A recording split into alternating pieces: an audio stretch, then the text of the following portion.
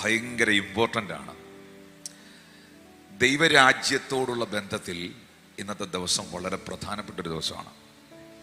Good Friday, ദുഃഖവെള്ളി, ഓശാന ഞായറാഴ്ച, പെസഹ വ്യാഴാഴ്ച, Easter ദിനം എല്ലാവർക്കും ഭയങ്കര ഇമ്പോർട്ടൻ്റ് ആണ്. പക്ഷേ ഈ ശനിയാഴ്ച ദിവസം ആരും വലിയൊരു ഇമ്പോർട്ടൻസ് ഈ ദിവസത്തിന് കാണുന്നില്ല. ഓശാന ദിവസം എന്ന് പറയുന്നത് പ്രവചനത്തിൻ്റെ നിവർത്തീകരണമാണ്. ഇനി ഞാൻ അങ്ങോട്ട് മീറ്റിങ്ങിൽ ഇതിൻ്റെ ഒരു പ്രധാന ഭാഗത്തിലേക്ക് കയറുകയാണ്. ഇനി അങ്ങോട്ട് കർത്താവിൻ്റെ ഇടപെടലുകൾ നിങ്ങൾക്കുണ്ടാകും. ചിലപ്പോൾ ചിലത് ശാന്തമായി പറയും. എല്ലാം ശാന്തമായിട്ട് പറയണമെന്നാണ് എൻ്റെ ആഗ്രഹം. പക്ഷേ എന്നെ ചില സമയത്ത് പരിശുദ്ധാത്മാവ് ശാന്തമാക്കത്തില്ല. ആ സമയത്ത് മാത്രം നമ്മൾ കയറി വരും. അത് ഞാൻ മനഃപൂർവ്വം ചെയ്യുന്നതല്ല, അത് പരിശുദ്ധാത്മാവിൽ ഉണ്ടാകുന്ന അവസ്ഥയാണ്, അനുഭവമാണ്. ഓശാന എന്ന് പറയുന്നത് സക്കറിയാവെന്ന പ്രവാചകൻ പ്രവചിച്ച പ്രവചനത്തിൻ്റെ നിവർത്തീകരണമാണ്. സക്കറിയ 8 നമ്മൾക്ക് കാണാൻ കഴിയുന്നുണ്ട്. രാജാവ് കഴുതപ്പുറത്ത് വാഹനമേറി വരുന്ന ആ വേദഭാഗം, ആ വചനം നിങ്ങൾക്ക് ശ്രദ്ധിക്കാൻ കഴിയുന്നുണ്ട്. ആ പ്രവചനത്തിൻ്റെ ഫുൾഫിൽമെൻ്റ് ആയിരുന്നു, നിവർത്തീകരണമായിരുന്നു ശരിക്കും പറഞ്ഞാൽ ഓശാന ദിവസം നടന്നത്. അത് കൂടാര പെരുന്നാളിൻ്റെ സമയമായിരുന്നു.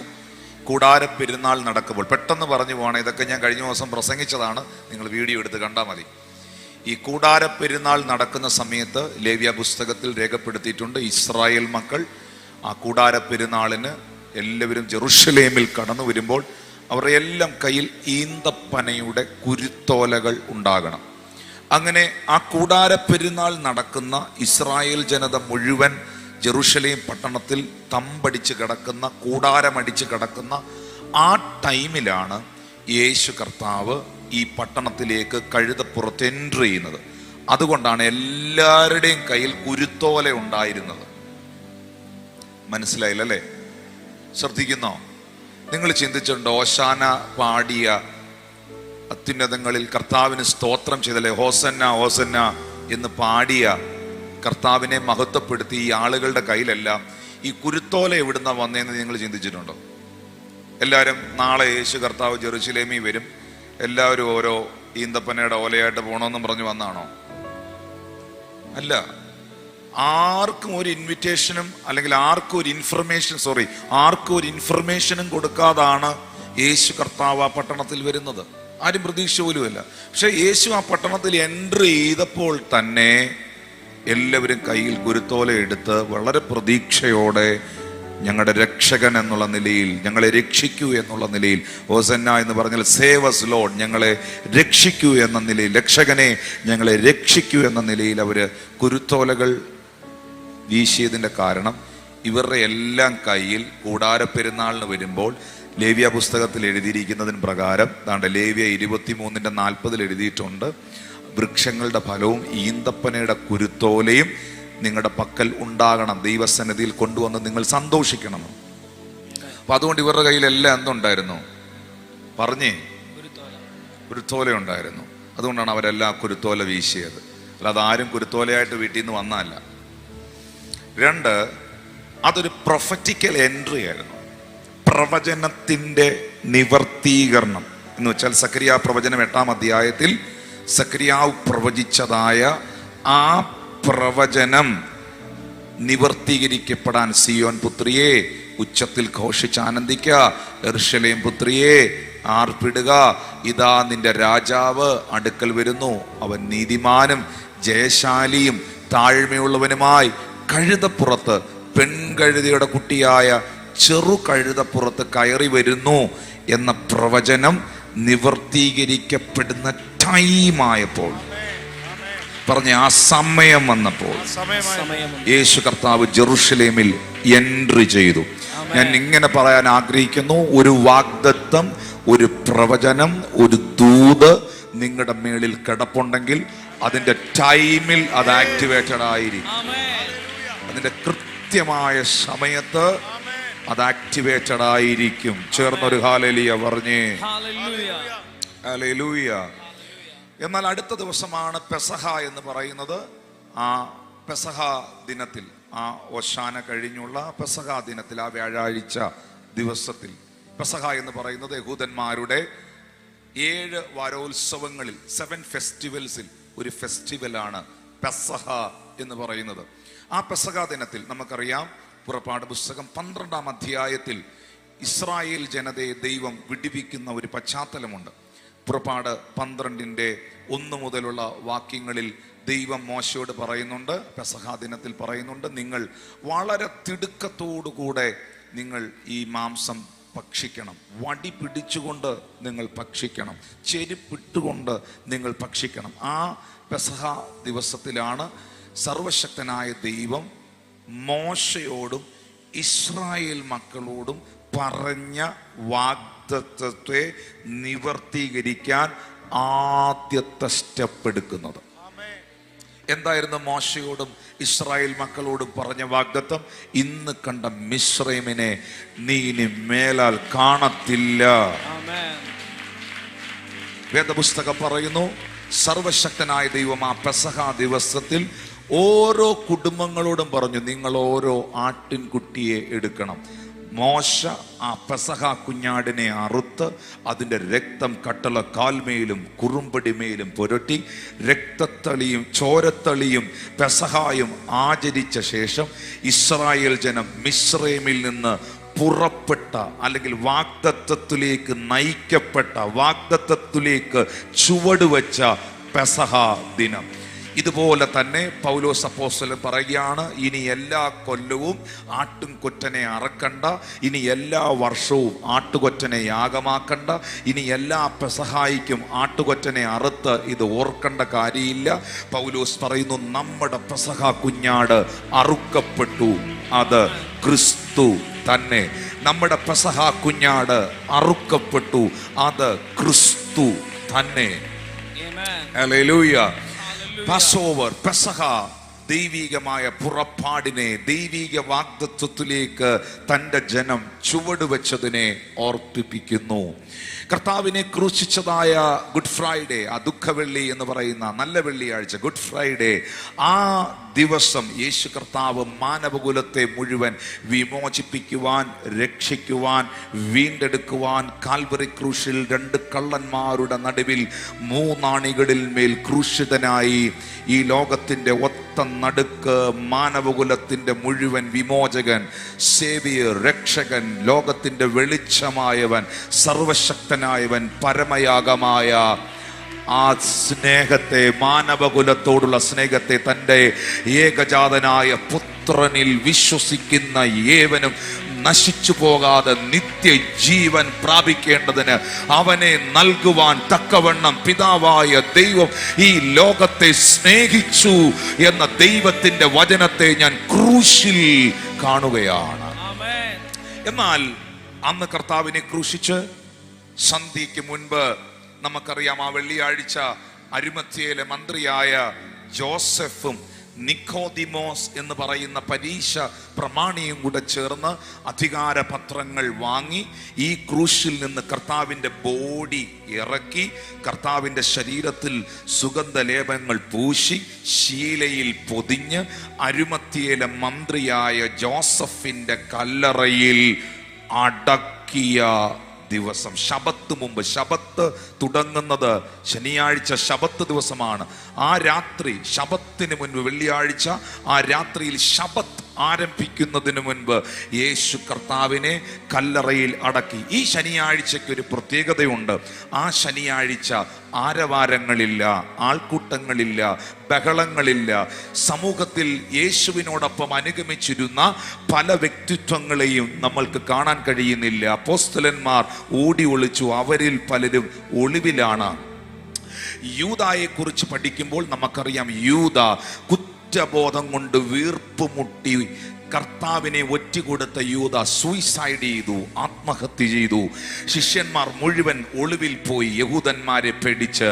ഇപ്പോൾ തെരുവോരങ്ങളിൽ സ്നേഹ സന്ദേശങ്ങളില്ല, അന്ധന് കാഴ്ച കിട്ടുന്നില്ല, ചെകിടന് കേൾവിയില്ല, ആർപ്പുവിളിയില്ല, ആരവാരമില്ല, രോഗശാന്തി ശുശ്രൂഷകളില്ല, വിടുതലുകളില്ല. കാരണം അത്ഭുതമന്ത്രിയായവനെ, വീരനായ ദൈവമായവനെ തെരുവോരങ്ങളിൽ നിന്നുകൊണ്ട് അധ്വാനിക്കുന്നവരും ഭാരം ചുമക്കുന്നവരുമായുള്ളവരെ, നിങ്ങൾ എൻ്റെ അടുക്കൽ വരുവീൻ, ഞാൻ നിങ്ങളെ ആശ്വസിപ്പിക്കുമെന്ന് അരുളി ചെയ്തവനെ, ആശ്വാസദായകനെ, ആമേൻ, നല്ല വൈദ്യനായവനെ, സർവശക്തനായവനെ, ദൈവപുത്രനെ അവർ ക്രൂശിച്ച് കല്ലറയ്ക്കകത്തടക്കി കല്ലുരുട്ടി വെച്ച് റോമൻ ഇമ്പീരിയൽ മുദ്ര പതിപ്പിച്ച് റോമൻ പട്ടാളക്കാരെ കാവലാക്കി നിർത്തിയ ശനിയാഴ്ച. ഈ ശനിയാഴ്ചക്ക് ഞാൻ കൊടുത്തിരിക്കുന്ന പേര് നിശബ്ദ ശനിയാഴ്ച എന്നാണ്. Silent Saturday. Silent Saturday. കാരണം ഇന്ന് തെരുവിൽ യേശുവില്ല, ശിഷ്യന്മാരില്ല, ആൾക്കൂട്ടമില്ല. എല്ലാ ദിവസവും എവിടെങ്കിലും ഒരു യോഗമുണ്ട്. യോഗത്തിനകത്ത് ഒന്നും രണ്ടും പേരാണോ? ആയിരങ്ങൾ പങ്കെടുക്കുകയല്ലേ, ആയിരങ്ങളുടെ കൂടെ സഞ്ചരിക്കുകയല്ലേ.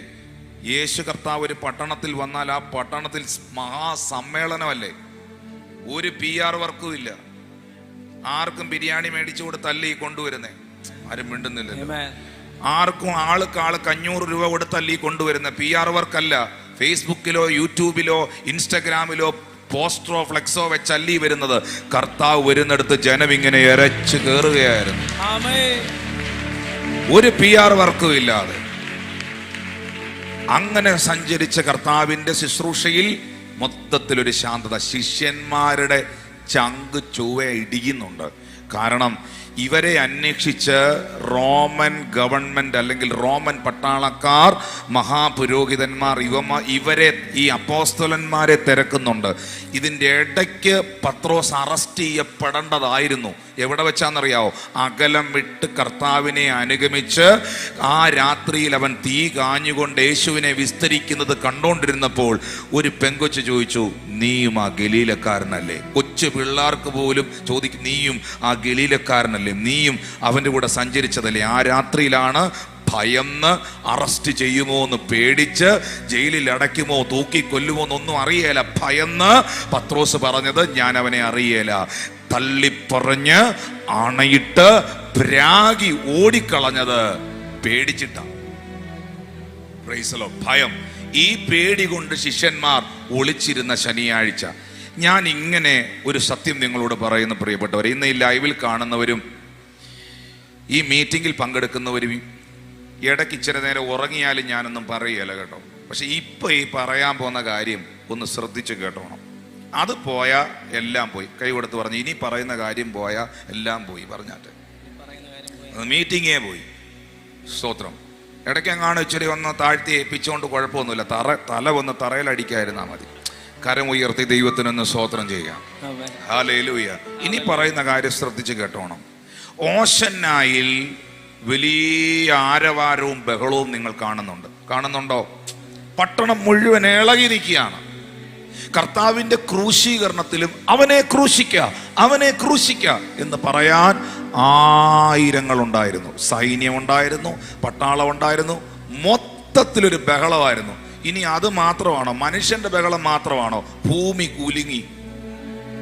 കർത്താവിനെ ക്രൂശിച്ചപ്പോൾ പട്ടാപ്പകൽ ഇരുട്ടായി. യേശു ക്രൂശിതനായപ്പോൾ പട്ടാപ്പകൽ ഇരുട്ട് വന്നു. സൂര്യൻ കരിമ്പടം മൂടിയതുപോലെയായി. ഭൂകമ്പമുണ്ടായി. മരിച്ച വിശുദ്ധന്മാർ കല്ലറകളെ ഭേദിച്ച് ഉയർത്തു എന്ന് തിരുവെടുത്ത് പറയുന്നു. ഈ ഇന്നിവിടെ കൂടി വന്നിരിക്കുന്ന പ്രിയപ്പെട്ടവരോട് സ്നേഹത്തോടെ ഞാനൊരു സത്യം പറയുന്നത്,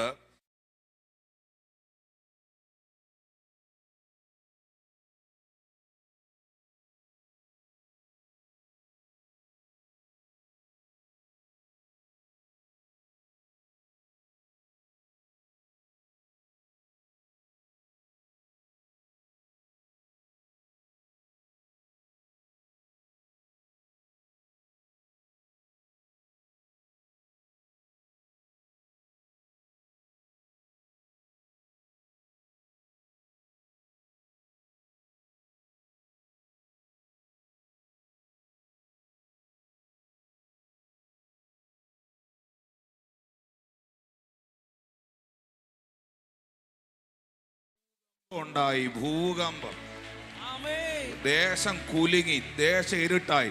കർത്താവിൻ്റെ കാൽവറി യാഗത്തിൽ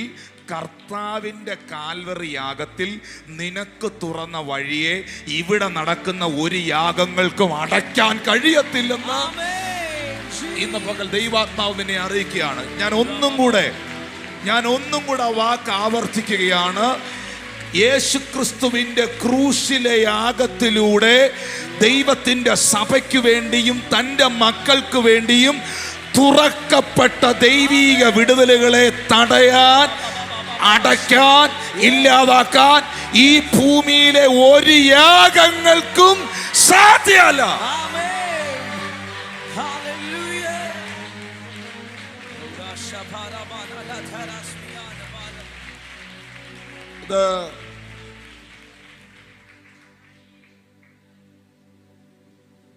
നിശബ്ദമായ ശനിയാഴ്ച. ഇനി കേട്ടോ,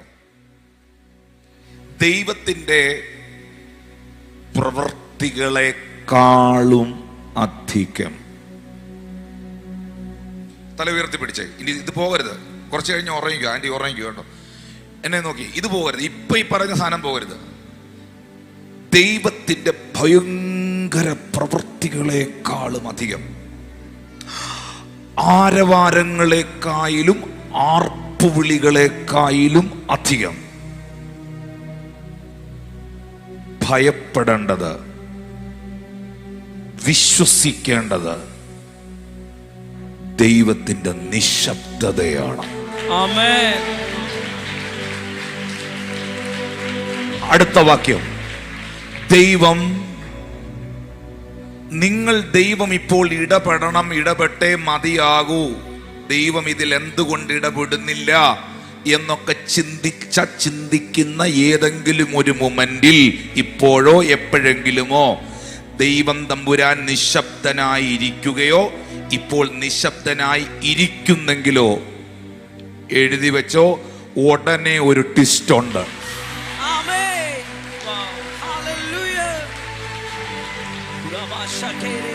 ഒട്ടനെ ഒരു ട്വിസ്റ്റ് ഉണ്ട്. വെയിറ്റ്, എവിടെയോ ഒരു ട്വിസ്റ്റ് നടക്കാൻ പോകുകയാണ്.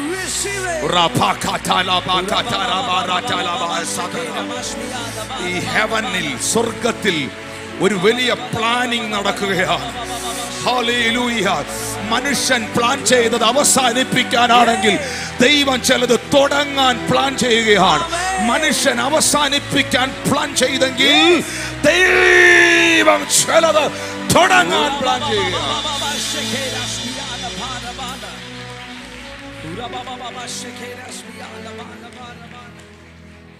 ഒന്നുകൂടെ ആവർത്തിക്കുന്നു. അടുത്തിരിക്കുന്ന ആൾക്ക് കൈ കൊടുത്തെന്ന് പറഞ്ഞേ, ദൈവം എവിടെങ്കിലും നിന്റെ ജീവിതത്തിൽ നിശബ്ദനാണെങ്കിൽ പറഞ്ഞേ, ദൈവം നിന്റെ ജീവിതത്തിൽ എവിടെങ്കിലും നിശബ്ദനായി നിനക്ക് തോന്നുന്നെങ്കിൽ ആ കൈ ഒന്ന് കുലുക്കിച്ച് പറഞ്ഞേ, ഉടനെ ഒരു ട്വിസ്റ്റ് ഉണ്ടെന്ന് പറഞ്ഞു. ഉടനെ ഒരു ട്വിസ്റ്റ് ഉണ്ട്. അതും ഞാൻ വിചാരിക്കുന്ന ട്വിസ്റ്റ് അല്ല, അത് ഞെട്ടിക്കുന്ന,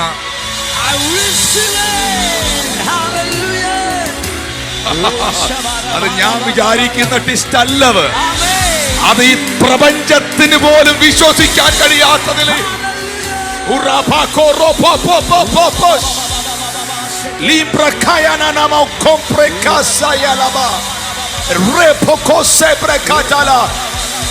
ഈ ദിവസങ്ങളിൽ അത് യേശുവിൻ നാമത്തിൽ സംഭവിക്കണേ.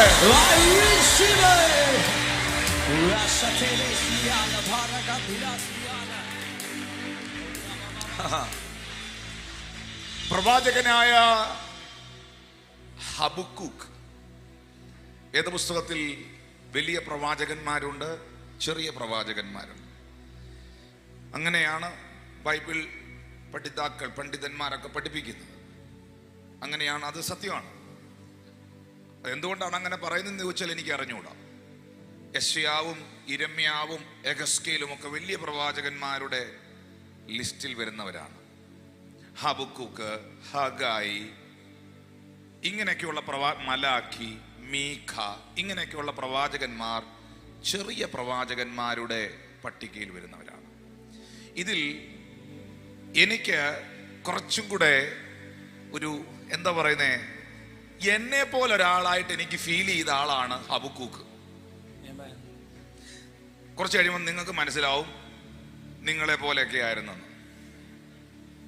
കാരണം ഈ ഹബക്കൂക്ക് തൻ്റെ പ്രവചന പുസ്തകത്തിൻ്റെ 1-ാം അധ്യായത്തിൻ്റെ 2-ാം വാക്യത്തിൽ ദൈവത്തോട് ചോദിക്കുകയാണ്, യഹോവേ, എത്രത്തോളം ഞാൻ അയ്യം വിളിക്കുകയും നീ കേൾക്കാതിരിക്കുകയും ചെയ്യും എന്ന് പറഞ്ഞാൽ ഹബക്കൂക്ക് പറയാണ്, ഞാൻ കുറേ നാളായിട്ട് കരയുന്നുണ്ട്. പിണക്കാ കേട്ടോ, ഞാൻ കുറേ നാളായിട്ട് കരയുന്നുണ്ട്, കുറേ നാളായിട്ട് കുറേ കാര്യം പറയുന്നുണ്ട്, നീ എത്ര നാൾ ഞാൻ ഈ പറയുന്നത് കേൾക്കാതിരിക്കും? ഹല്ലേലൂയ. എന്താ എൻ്റെ ദൈവമേ നീ മിണ്ടാത്തെ, അനങ്ങാത്തെ? ഇനി അത് ഞാൻ വെറുതെ പറയല്ല, താഴോട്ട് വായിക്കുമ്പോൾ പുള്ളി ചോദിക്കുന്നുണ്ട്, സാഹസം നിമിത്തം ഞാൻ എത്രത്തോളം നിന്നോട് നിലവിളിക്കും? ഞാൻ ഈ നിലവിളിക്കുന്ന അല്ലാതെ നീ എന്നെ രക്ഷിക്കാത്തത് എന്താണ്? 3-ാമത്തെ വാക്യത്തിൽ ചോദിക്കുന്നു, നീ നീതികേട് കാണുമാറാകുന്നതും പീഡനം വെറുതെ നോക്കി നിൽക്കുന്നത് എന്ത്? ഇത്രയും ആളുകൾ, ഈ പറയപ്പെട്ട പലരും, ഈ നിങ്ങളുടെ തിരുവനന്തപുരംകാരുടെ ഭാഷയിൽ പറഞ്ഞാൽ ലോകത്തുള്ള സകല വൃത്തികേടും കാണിച്ച് നടക്കുന്നവനെല്ലാം ഉണ്ട്, എനിക്ക് മാത്രം പ്രശ്നം കണ്ടോ? നമ്മളായിട്ട് വരുന്നുണ്ടോ? ഏകദേശമൊക്കെ കണക്റ്റായി വരുന്നുണ്ട്. ഇപ്പൊ വരും, ബാക്കി വരും. നീ നീതികേട് കാണുമാറാകുന്നതും പീഡനം വെറുതെ നോക്കി നിൽക്കുന്നത് എന്ത്? കവർച്ചയും സാഹസവും എൻ്റെ മുൻപിലുണ്ട്, കലഹം നടക്കുന്നു, ശണ്ടയുണ്ടാകുന്നു. അതുകൊണ്ട് ന്യായപ്രമാണം അയഞ്ഞിരിക്കുന്നു, ന്യായം ഒരു നാളും വെളിപ്പെടുന്നില്ല. ദുഷ്ടൻ നീതിമാനെ വളഞ്ഞിരിക്കുന്നു, അതുകൊണ്ട് ന്യായം വക്രതയോടെ വെളിപ്പെട്ടു വരുന്നു. ആ ജാതികളുടെ ഇടയിൽ ദൃഷ്ടി വെച്ച് നോക്കുവീൻ. എന്നിട്ട് ഇങ്ങനെ വിവരിച്ച് വിവരിച്ച് വിവരിച്ച് വിവരിച്ച് അടുത്ത വാക്യങ്ങളിലേക്ക് വരുമ്പോൾ ഈ ഹബക്കൂക്ക് പറയുന്നുണ്ട്, ദൈവമേ, നീ കൈകെട്ടി നിൽക്കുന്നതെന്ത്? നീ മിണ്ടാത്തതെന്ത്? നീ നോക്കാത്തതെന്ത്? നീ പ്രവർത്തിക്കാത്തതെന്ത്? നീ ഇറങ്ങി വരാത്തതെന്ത്? ഇങ്ങനെ മിണ്ടാതിരിക്കുന്ന, പ്രവർത്തിക്കാതിരിക്കുന്ന, അനങ്ങാതിരിക്കുന്ന ദുഷ്ടൻ ഇത്രയും പ്രബലനായിട്ടും അവനെ ഒന്നും ചെയ്യാതിരിക്കുന്ന ദൈവത്തെക്കുറിച്ച് ഹബക്കൂക്ക് പറയുകയാണ്. 1-ാം അധ്യായത്തിൽ ഹബക്കൂക്ക് പറയുന്നത് മിണ്ടാതിരിക്കുന്ന നിശബ്ദനായ ദൈവം. പറഞ്ഞ്, നിശബ്ദനായ ദൈവം, നിശബ്ദനായ ദൈവം. Hallelujah, hallelujah. ഇത് ഒറ്റ അധ്യായമേ ഉള്ളെങ്കിലും ആ മനുഷ്യന്റെ ജീവിതത്തിന്റെ പകുതി ഉണ്ട് അതിനകത്ത്. ആ മനുഷ്യൻ എത്ര വർഷം വരെ ജീവിച്ചെന്ന് എനിക്ക് കണക്കറിഞ്ഞൂടാ. പക്ഷേ ആ 1-ാം അധ്യായം എന്ന് പറയുന്നത് ആ മനുഷ്യന്റെ ലൈഫിനോടുള്ള ബന്ധത്തിന്റെ പകുതിയുണ്ട്. ഹബക്കൂക്ക് പറയുന്നു, ഞാൻ കണ്ടത്, ഞാൻ കാണുന്നത് നിശബ്ദനായിരിക്കുന്ന ദൈവത്തെയാണ്. എന്നാൽ ഹബക്കൂക്കിന്റെ പുസ്തകം 2-ാം അധ്യായത്തിന്റെ 1-ാമത്തെ വാക്യം തുടങ്ങുന്നത് എങ്ങനെയാണെന്നറിയാമോ? 2-ാമത്തെ വാക്യം എടുത്ത് 2-ാം അധ്യായം 2-ാം വാക്യം, യഹോവ എന്നോട് ഉത്തരമരുളിയത്. ഈ നിങ്ങള് കൈകൊട്ടാഞ്ഞതും മിണ്ടാഞ്ഞതും എന്താന്ന് ഞാൻ പറഞ്ഞുതരാം. നിങ്ങൾ ശ്രദ്ധിക്കാഞ്ഞോണ്ടാ. 1-ാം അധ്യായത്തിൽ നിശബ്ദനായിരിക്കുന്ന, പ്രവർത്തിക്കാതിരിക്കുന്ന, ദീർഘവർഷങ്ങൾ, ദീർഘമാസങ്ങൾ ഒരു പ്രാർത്ഥനയ്ക്കും മറുപടി നൽകാതെ സൈലന്റ് ആയിരിക്കുന്ന ദൈവത്തെക്കുറിച്ച് ഹബക്കൂക്ക് പറയുന്നു. എന്നാൽ 2-ാം അധ്യായത്തിലേക്ക് വരുമ്പോൾ ഹബക്കൂക്കിന് ദൈവം മറുപടി കൊടുക്കുകയാണ്. യഹോവ എന്നോട് മറുപടി പറഞ്ഞത്, യഹോവ എന്നോട് ഉത്തരമരുളിയത്. ഇന്ന് ഈ മീറ്റിംഗിൽ വന്നവരോട് ഞാൻ പറയുന്നു, നിശബ്ദതയുടെ താളുകൾ മറിയാൻ പോവുകയാണ്. ദൈവീക നിശബ്ദതയുടെ താളുകൾ മറിഞ്ഞ് മറുപടിയുടെ അധ്യായങ്ങൾ, ഉത്തരമരുളുന്ന അധ്യായങ്ങൾ, ദൈവത്തിൽ നിന്ന് മറുപടി ഉണ്ടാകുന്ന ചാപ്റ്ററുകൾ യേശുവിന്റെ നാമത്തിൽ വിശ്വസിക്കുന്നവരുടെ മേൽ ഇന്ന് പകൽ തുറന്നു വരട്ടെ. ഇത് കേവലം ഒരു വചന ശുശ്രൂഷയല്ല, ഇതിന്ന് പകൽ നിങ്ങളോടുള്ള പ്രവചനമാണ്. ഇത് നിങ്ങളോടുള്ള ദൈവികമായ ദൂതാണ്. ഞാൻ ഇതിനകത്തിരിക്കുന്ന ചിലരുടെ ശിരസിൽ കൈവച്ച് പറയുന്നു, നിശബ്ദതയുടെ അധ്യായങ്ങൾ മറിയുന്നു, മറുപടിയുടെ അധ്യായങ്ങൾ തുറക്കുന്നു. ഈ കഴിഞ്ഞ മാസങ്ങളിൽ, കഴിഞ്ഞ വർഷങ്ങളിൽ ദൈവത്തിന്റെ സന്നിധിയിൽ പ്രാർത്ഥിച്ചതായ, നിന്റെ തലമുറകൾക്ക് വേണ്ടി പ്രാർത്ഥിച്ചത്, നിന്റെ കുടുംബത്തിന് വേണ്ടി പ്രാർത്ഥിച്ചത്, നിന്റെ ഭർത്താവിന് വേണ്ടി പ്രാർത്ഥിച്ചത്, നിന്റെ ഭാര്യയ്ക്ക് വേണ്ടി പ്രാർത്ഥിച്ചത്, നിന്റെ ദേശത്തിന് വേണ്ടി പ്രാർത്ഥിച്ചത്, നിന്റെ ബിസിനസ്സിന് വേണ്ടി പ്രാർത്ഥിച്ചത്, നിന്റെ ശുശ്രൂഷയ്ക്ക് വേണ്ടി പ്രാർത്ഥിച്ചത്, നിന്റെ സാമ്പത്തിക വഴികൾക്ക് വേണ്ടി പ്രാർത്ഥിച്ചത് യേശുവിന്റെ നാമത്തിൽ മറുപടിയായി വെളിപ്പെട്ടു വരട്ടെ. വൈഡാ ഭർത്തന ജഗർത്തര വേദകെട്ടി മനക ചുരതൽ കമന. കരമടിച്ച് ദൈവദാസന്മാരും സഭയും ആരാധിക്കുമ്പോൾ തിരുവനന്തപുരം ജീസസ് ഈസ് അലൈവ് ചർച്ചിന്റെ മുകളിലുള്ള വാഗ്ദത്തങ്ങളുടെ കലവറകൾ ഇന്ന് പകൽ ആത്മതലത്തിൽ തുറന്നു വരികയാണ്. യേശുവിന്റെ നാമത്തിൽ സഭയ്ക്ക് തുറക്കേണ്ടതായ പാസ്റ്റർ ക്രിസ്റ്റി പ്രാർത്ഥിച്ച, ഈ സഭ പ്രാർത്ഥിച്ച, കോശി ബ്രദർ പ്രാർത്ഥിച്ച, ഇവിടുത്തെ ശുശ്രൂഷകർ പ്രാർത്ഥിച്ച, ഈ സഭയെ നോക്കി ഞാൻ പ്രവചിച്ച മുഴുവൻ പ്രവചനങ്ങളുടെ അലവറകൾ തുറന്നു വരട്ടെ, തുറന്നു വരട്ടെ, തുറന്നു വരട്ടെ, തുറന്നു വരട്ടെ.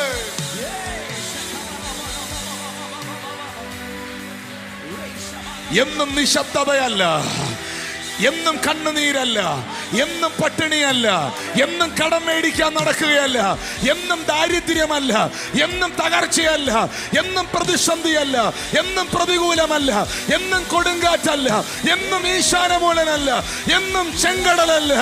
ഇന്ന് പകലിൽ മറുപടികളുടെ അധ്യായം തുറന്നു വരണേ.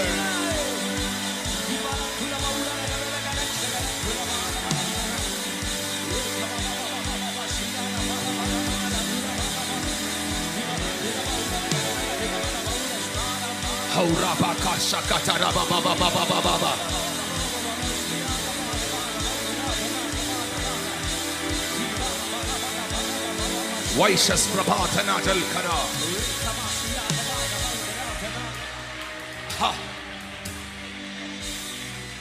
യഹോവ എന്നോട് ഉത്തരമരുളിയത്. ആശിഷെ 1-ാം അധ്യായം തുടങ്ങുന്നത് എങ്ങനെ? പാസ്റ്റർ ക്രിസ്റ്റി 1-ാം അധ്യായം തുടങ്ങുന്നത് ഇങ്ങനെ: യഹോവേ, നീ മിണ്ടാതിരിക്കുന്നത് എന്ത്? എന്റെ നിലവിളി നീ കേൾക്കാതിരിക്കുന്നത് എന്ത്? ഞാൻ ഇത്രത്തോളം കരഞ്ഞിട്ടും ദുഷ്ടൻ അവിടെ വർദ്ധിക്കുമ്പോൾ, നന്മകൾ ഉണ്ടാകുമ്പോൾ ഈ പ്രതിസന്ധി എന്തുകൊണ്ട് എനിക്ക്? എന്തുകൊണ്ട് ഈ പ്രതികൂലം? എന്തുകൊണ്ട് ഈ വൈഷമ്യം? എന്തുകൊണ്ട് ഈ കഷ്ടത? എന്തുകൊണ്ട് ഈ നിരാശ? എന്താപ്പാ എനിക്ക് മനസ്സിലാകുന്നില്ല, എനിക്ക് മനസ്സിലാകുന്നില്ല. നീ എന്താ മിണ്ടാതിരിക്കുന്ന? മനസ്സിലാകുന്നു. മക്കളെ, 1-ാം അധ്യായം കൊണ്ട് നിന്റെ ജീവിതം തീരത്തില്ല.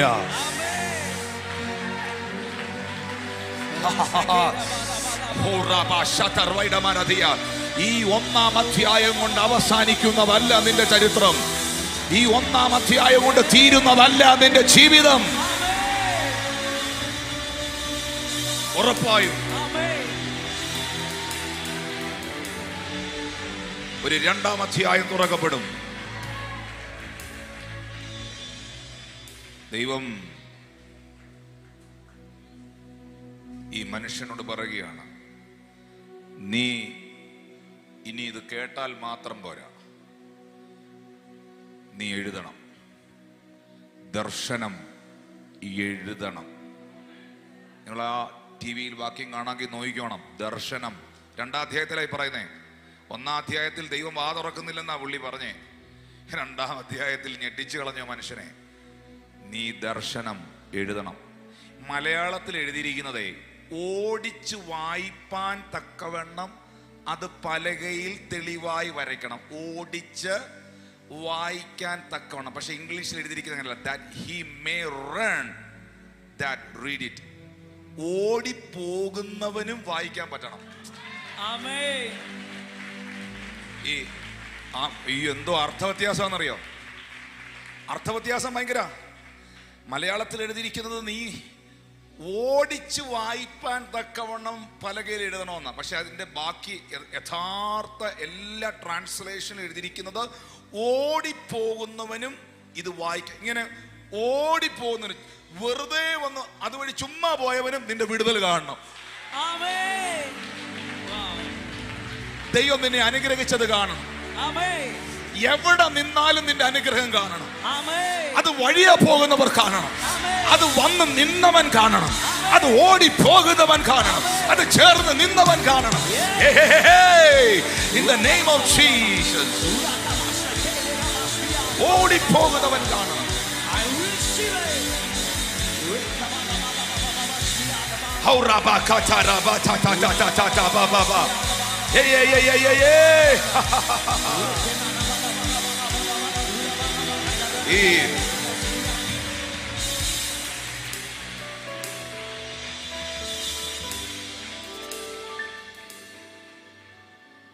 പതിനൊന്നാം വാക്യത്തിൽ വരുമ്പോഴേ ഈ മനുഷ്യൻ പറയുകയാണേ, ആരാ?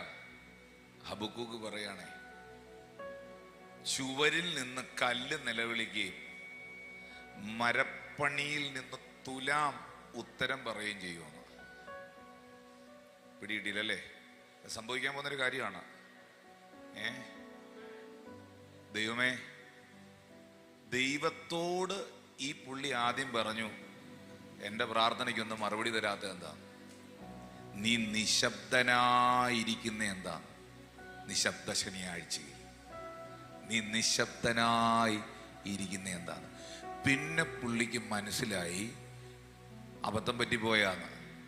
ഈ ദൈവത്തിന് കല്ലിനെയും കൊണ്ടുവരെ മരത്തെയും കൊണ്ടുവരെ സംസാരിപ്പിക്കാൻ പറ്റുന്നവനാണ്.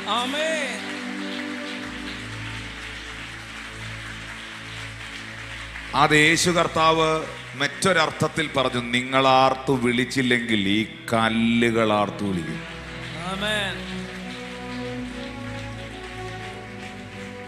ഇനി 3-ാം അധ്യായത്തിൽ വരുമ്പോ ഗീതമാ, വിഭ്രമരാഗത്തിൽ ഹബക്കൂക്ക് പ്രവാചകന്റെ ഗീതം, പ്രാർത്ഥന ഗീതം അല്ലേ? ഈ നിങ്ങളിൽ കഷ്ടം അനുഭവിക്കുന്നവൻ പ്രാർത്ഥിക്കട്ടെ, നിങ്ങളിൽ സന്തോഷം അനുഭവിക്കുന്നവൻ പാട്ടുപാടട്ടെ. അങ്ങനല്ലേ യാക്കോബിന്റെ ലേഖനത്തിൽ എഴുതിയിരിക്കുന്നത്? കണ്ടോ, 1-ാം അധ്യായത്തിൽ കഷ്ടതയുടെ പ്രാർത്ഥന, 2-ാം അധ്യായത്തിൽ പ്രാർത്ഥനയുടെ മറുപടി, 3-ാം അധ്യായത്തിൽ വർഷിപ്പ. 3-ാം അധ്യായത്തിൽ വർഷിപ്പ. ആ വർഷിപ്പിനകത്ത് ഈ ഹബക്കൂക്ക് പറയുന്ന ഒരു വാക്കുണ്ട്. അതിന്റെ 2-ാം വാക്യത്തിൽ, ഹോവേ, ഞാൻ നിന്റെ കേൾവി കേട്ട് ഭയപ്പെട്ടു പോയി. ആണ്ടുകൾ കഴിയും മുമ്പേ നിന്റെ പ്രവൃത്തിയെ ജീവിപ്പിക്കണമേ. ആണ്ടുകൾ തീരും മുൻപേ നിന്റെ പ്രവൃത്തിയെ ജീവിപ്പിക്കണമേ. ഇനി താഴോട്ട് വരുമ്പോ ഇത് ഭയങ്കരമായിട്ട് വായിക്കേണ്ട ഒരു കാര്യമാണ്. പർവ്വതങ്ങൾ, 10-ാമത്തെ വാക്യം, പർവ്വതങ്ങൾ നിന്നെ കണ്ട് വിറയ്ക്കുന്നു. നിങ്ങൾ എന്നെ കേട്ടോണേ, ഞാൻ വേറൊരു കാര്യം ഇവിടെ പറയാം, നിങ്ങൾക്കുള്ളതാ. പർവ്വതങ്ങൾ നിന്നെ കണ്ട് വിറയ്ക്കുന്നു, വെള്ളത്തിന്റെ പ്രവാഹം കടന്നു പോകുന്നു, ആഴി മുഴക്കം പുറപ്പെടുവിക്കുന്നു, ഉയരത്തിലേക്ക് കൈ ഉയർത്തുന്നു. താഴോട്ട് വായിക്കുമ്പോൾ ഭയങ്കരം. നീ ദുഷ്ടന്റെ വീട്ടിലെ മോന്തായം, 13-ാം വാക്യം, നീ ദുഷ്ടന്റെ വീടിന്റെ മോന്തായം തകർത്തു, അടിസ്ഥാനത്തെ കഴുത്തോളം അനാവൃതമാക്കി. ഇങ്ങോട്ട് നോക്കിയേ, ഇങ്ങനെയൊക്കെയാണോ നേരത്തെ പറഞ്ഞേ? ഈ പുള്ളി ഇങ്ങനെയൊക്കെയായിരുന്നു 1-ാം അധ്യായത്തിൽ പറഞ്ഞേ? പറ, നമുക്ക് ഉണ്ടല്ലോ 2 മുഖം. ഇങ്ങനെയൊക്കെയാണോ 1-ാം അധ്യായത്തിൽ പറഞ്ഞേ? നീ ദുഷ്ടന്റെ അകൃത്യം കണക്കിടാതിരിക്കുന്ന എന്ത്? നീ ദുഷ്ടനെ ഇങ്ങനെ വെച്ചോണ്ടിരിക്കുന്ന എന്ത്? അവന് നന്മയുണ്ടാകുന്ന എന്ത്? പുള്ളി ആകെ അസ്വസ്ഥനായിരുന്നു.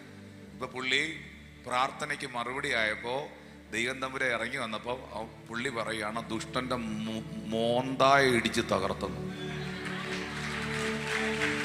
ഇത് അങ്ങനെയല്ലേ എഴുതിയിരിക്കുന്നത്? ഇനിയിപ്പോ ഞാൻ പറഞ്ഞെന്ന് പറഞ്ഞ് എന്റെ നേരെ വരരുത്. ആ വാക്ക് കിട്ടേ TV-ക്കകത്ത്. അവർക്കും കിട്ടിയില്ലയോ അത്? ഇനിയിപ്പോ ഞാനതൊന്നുകൂടെ പറയണം. വായിച്ചേ. നിന്റെ ജനത്തിന്റെ രക്ഷയ്ക്കായിട്ടും നിന്റെ അഭിഷിക്തന്റെ രക്ഷയ്ക്കായിട്ടും നീ പുറപ്പെടുന്നു. നീ ദുഷ്ടന്റെ വീട്ടിൽ നിന്ന് മോന്തായം തകർത്ത് അടിസ്ഥാനത്തെ കഴുത്തോളം അനാവൃതമാക്കുന്നു. കണ്ടോ, എല്ലാം മാറി. പറഞ്ഞ എല്ലാം മാറി. അപ്പൊ ഞാനൊരു കാര്യം ചോദിക്കട്ടെ, ആ നിശബ്ദതയ്ക്ക് ശേഷം ഒരു ട്വിസ്റ്റ് ഉണ്ടായോ? ഉണ്ടായോ? പറ.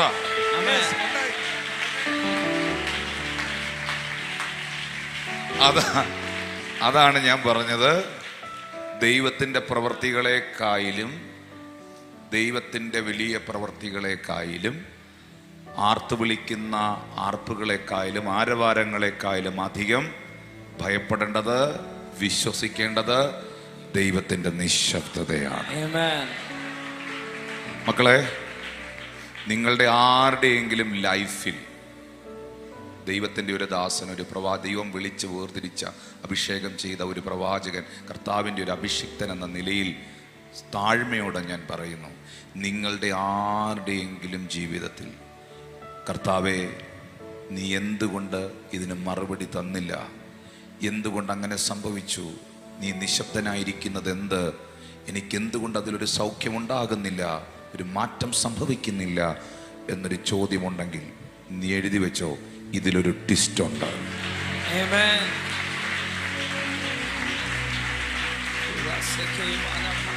അതുവരെ വെയിറ്റ് ചെയ്യാൻ ഒരു പേഷ്യൻസി നിനക്കുണ്ടെങ്കിൽ, അതുവരെ കാത്തിരിക്കാൻ ഒരു പേഷ്യൻസി നിനക്കുണ്ടെങ്കിൽ, അതുവരെ ദൈവത്തിൻ്റെ മുഖം അന്വേഷിച്ച് പ്രാർത്ഥിക്കാൻ ഒരു സബ്മിഷൻ, ഒരു വിധേയത്വം താങ്കൾക്കുണ്ടെങ്കിൽ, നിന്റെ അധരത്തിൽ ആരാധനയുടെ ഗീതങ്ങൾ ദൈവം തരാൻ പോവുകയാണ്. നിന്റെ അധരത്തിൽ സ്തുതിയുടെ ഗീതങ്ങൾ ദൈവം തരാൻ പോവുകയാണ്. ഈ ലൈവിൽ കാണുന്നവരോട്, ഈ ചർച്ചിൽ കൂടിയിരിക്കുന്നവരോട് കർത്താവ് പറയുന്നു, നിങ്ങൾ സെലിബ്രേറ്റ് ചെയ്യാൻ പോവുകയാണ്.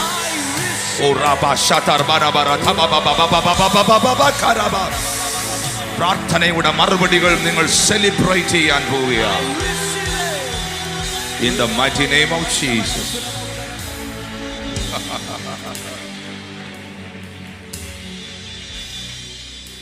ദൈവത്തിന്റെ നിശബ്ദതകൾ. ഇപ്പോൾ നോക്കിയേ, തെരുവോരങ്ങളിൽ ആൾക്കൂട്ടങ്ങളില്ല, ദൈവരാജ്യ പ്രസംഗങ്ങളില്ല, പത്രോസിനെ, യാക്കോബിനെ, യോഹന്നാനെ ഒന്നും കാണാനില്ല. 5 അപ്പവും 2 മീനും വർദ്ധിപ്പിച്ച് 10,000 വിളമ്പുന്ന മിറക്കുലസായ സൂപ്പർ നാച്ചുറലായ ശുശ്രൂഷകളില്ല. പച്ചവെള്ളം വീഞ്ഞാകുന്നില്ല, അന്ധൻ കാണുന്നില്ല, എല്ലാം ശാന്തമായിരിക്കുന്നു. ശത്രുക്കളുടെ ഉള്ളിൽ വലിയ സന്തോഷമുണ്ട്. ശത്രുക്കളുടെ ഉള്ളിൽ അല്പം ആശങ്കയുമുണ്ട്. അവരത്ര ഹാപ്പി അല്ല. കാരണം കർത്താവിനെ ക്രൂശിച്ചതിൻ്റെ അന്ന് വൈകിട്ട് അൺഎക്സ്പെക്റ്റഡായിട്ട് ദേശം ഇരുണ്ടു, ഭൂകമ്പം ഉണ്ടായി, എന്തൊക്കെയോ സംഭവിക്കുന്നു, ഒന്നും പിടികിട്ടുന്നില്ല. ഇനി അത് മാത്രമല്ല, ഈ കർത്താവ് ജീവിച്ചിരുന്നപ്പോൾ ഇവറ്റകൾക്കൊക്കെ പറഞ്ഞിട്ടുണ്ട്, ഈ മന്ദിരം നിങ്ങൾ പൊളിക്കുവീൻ, ഞാൻ 3-ാം ദിവസം ഇതിനെ പണിയും.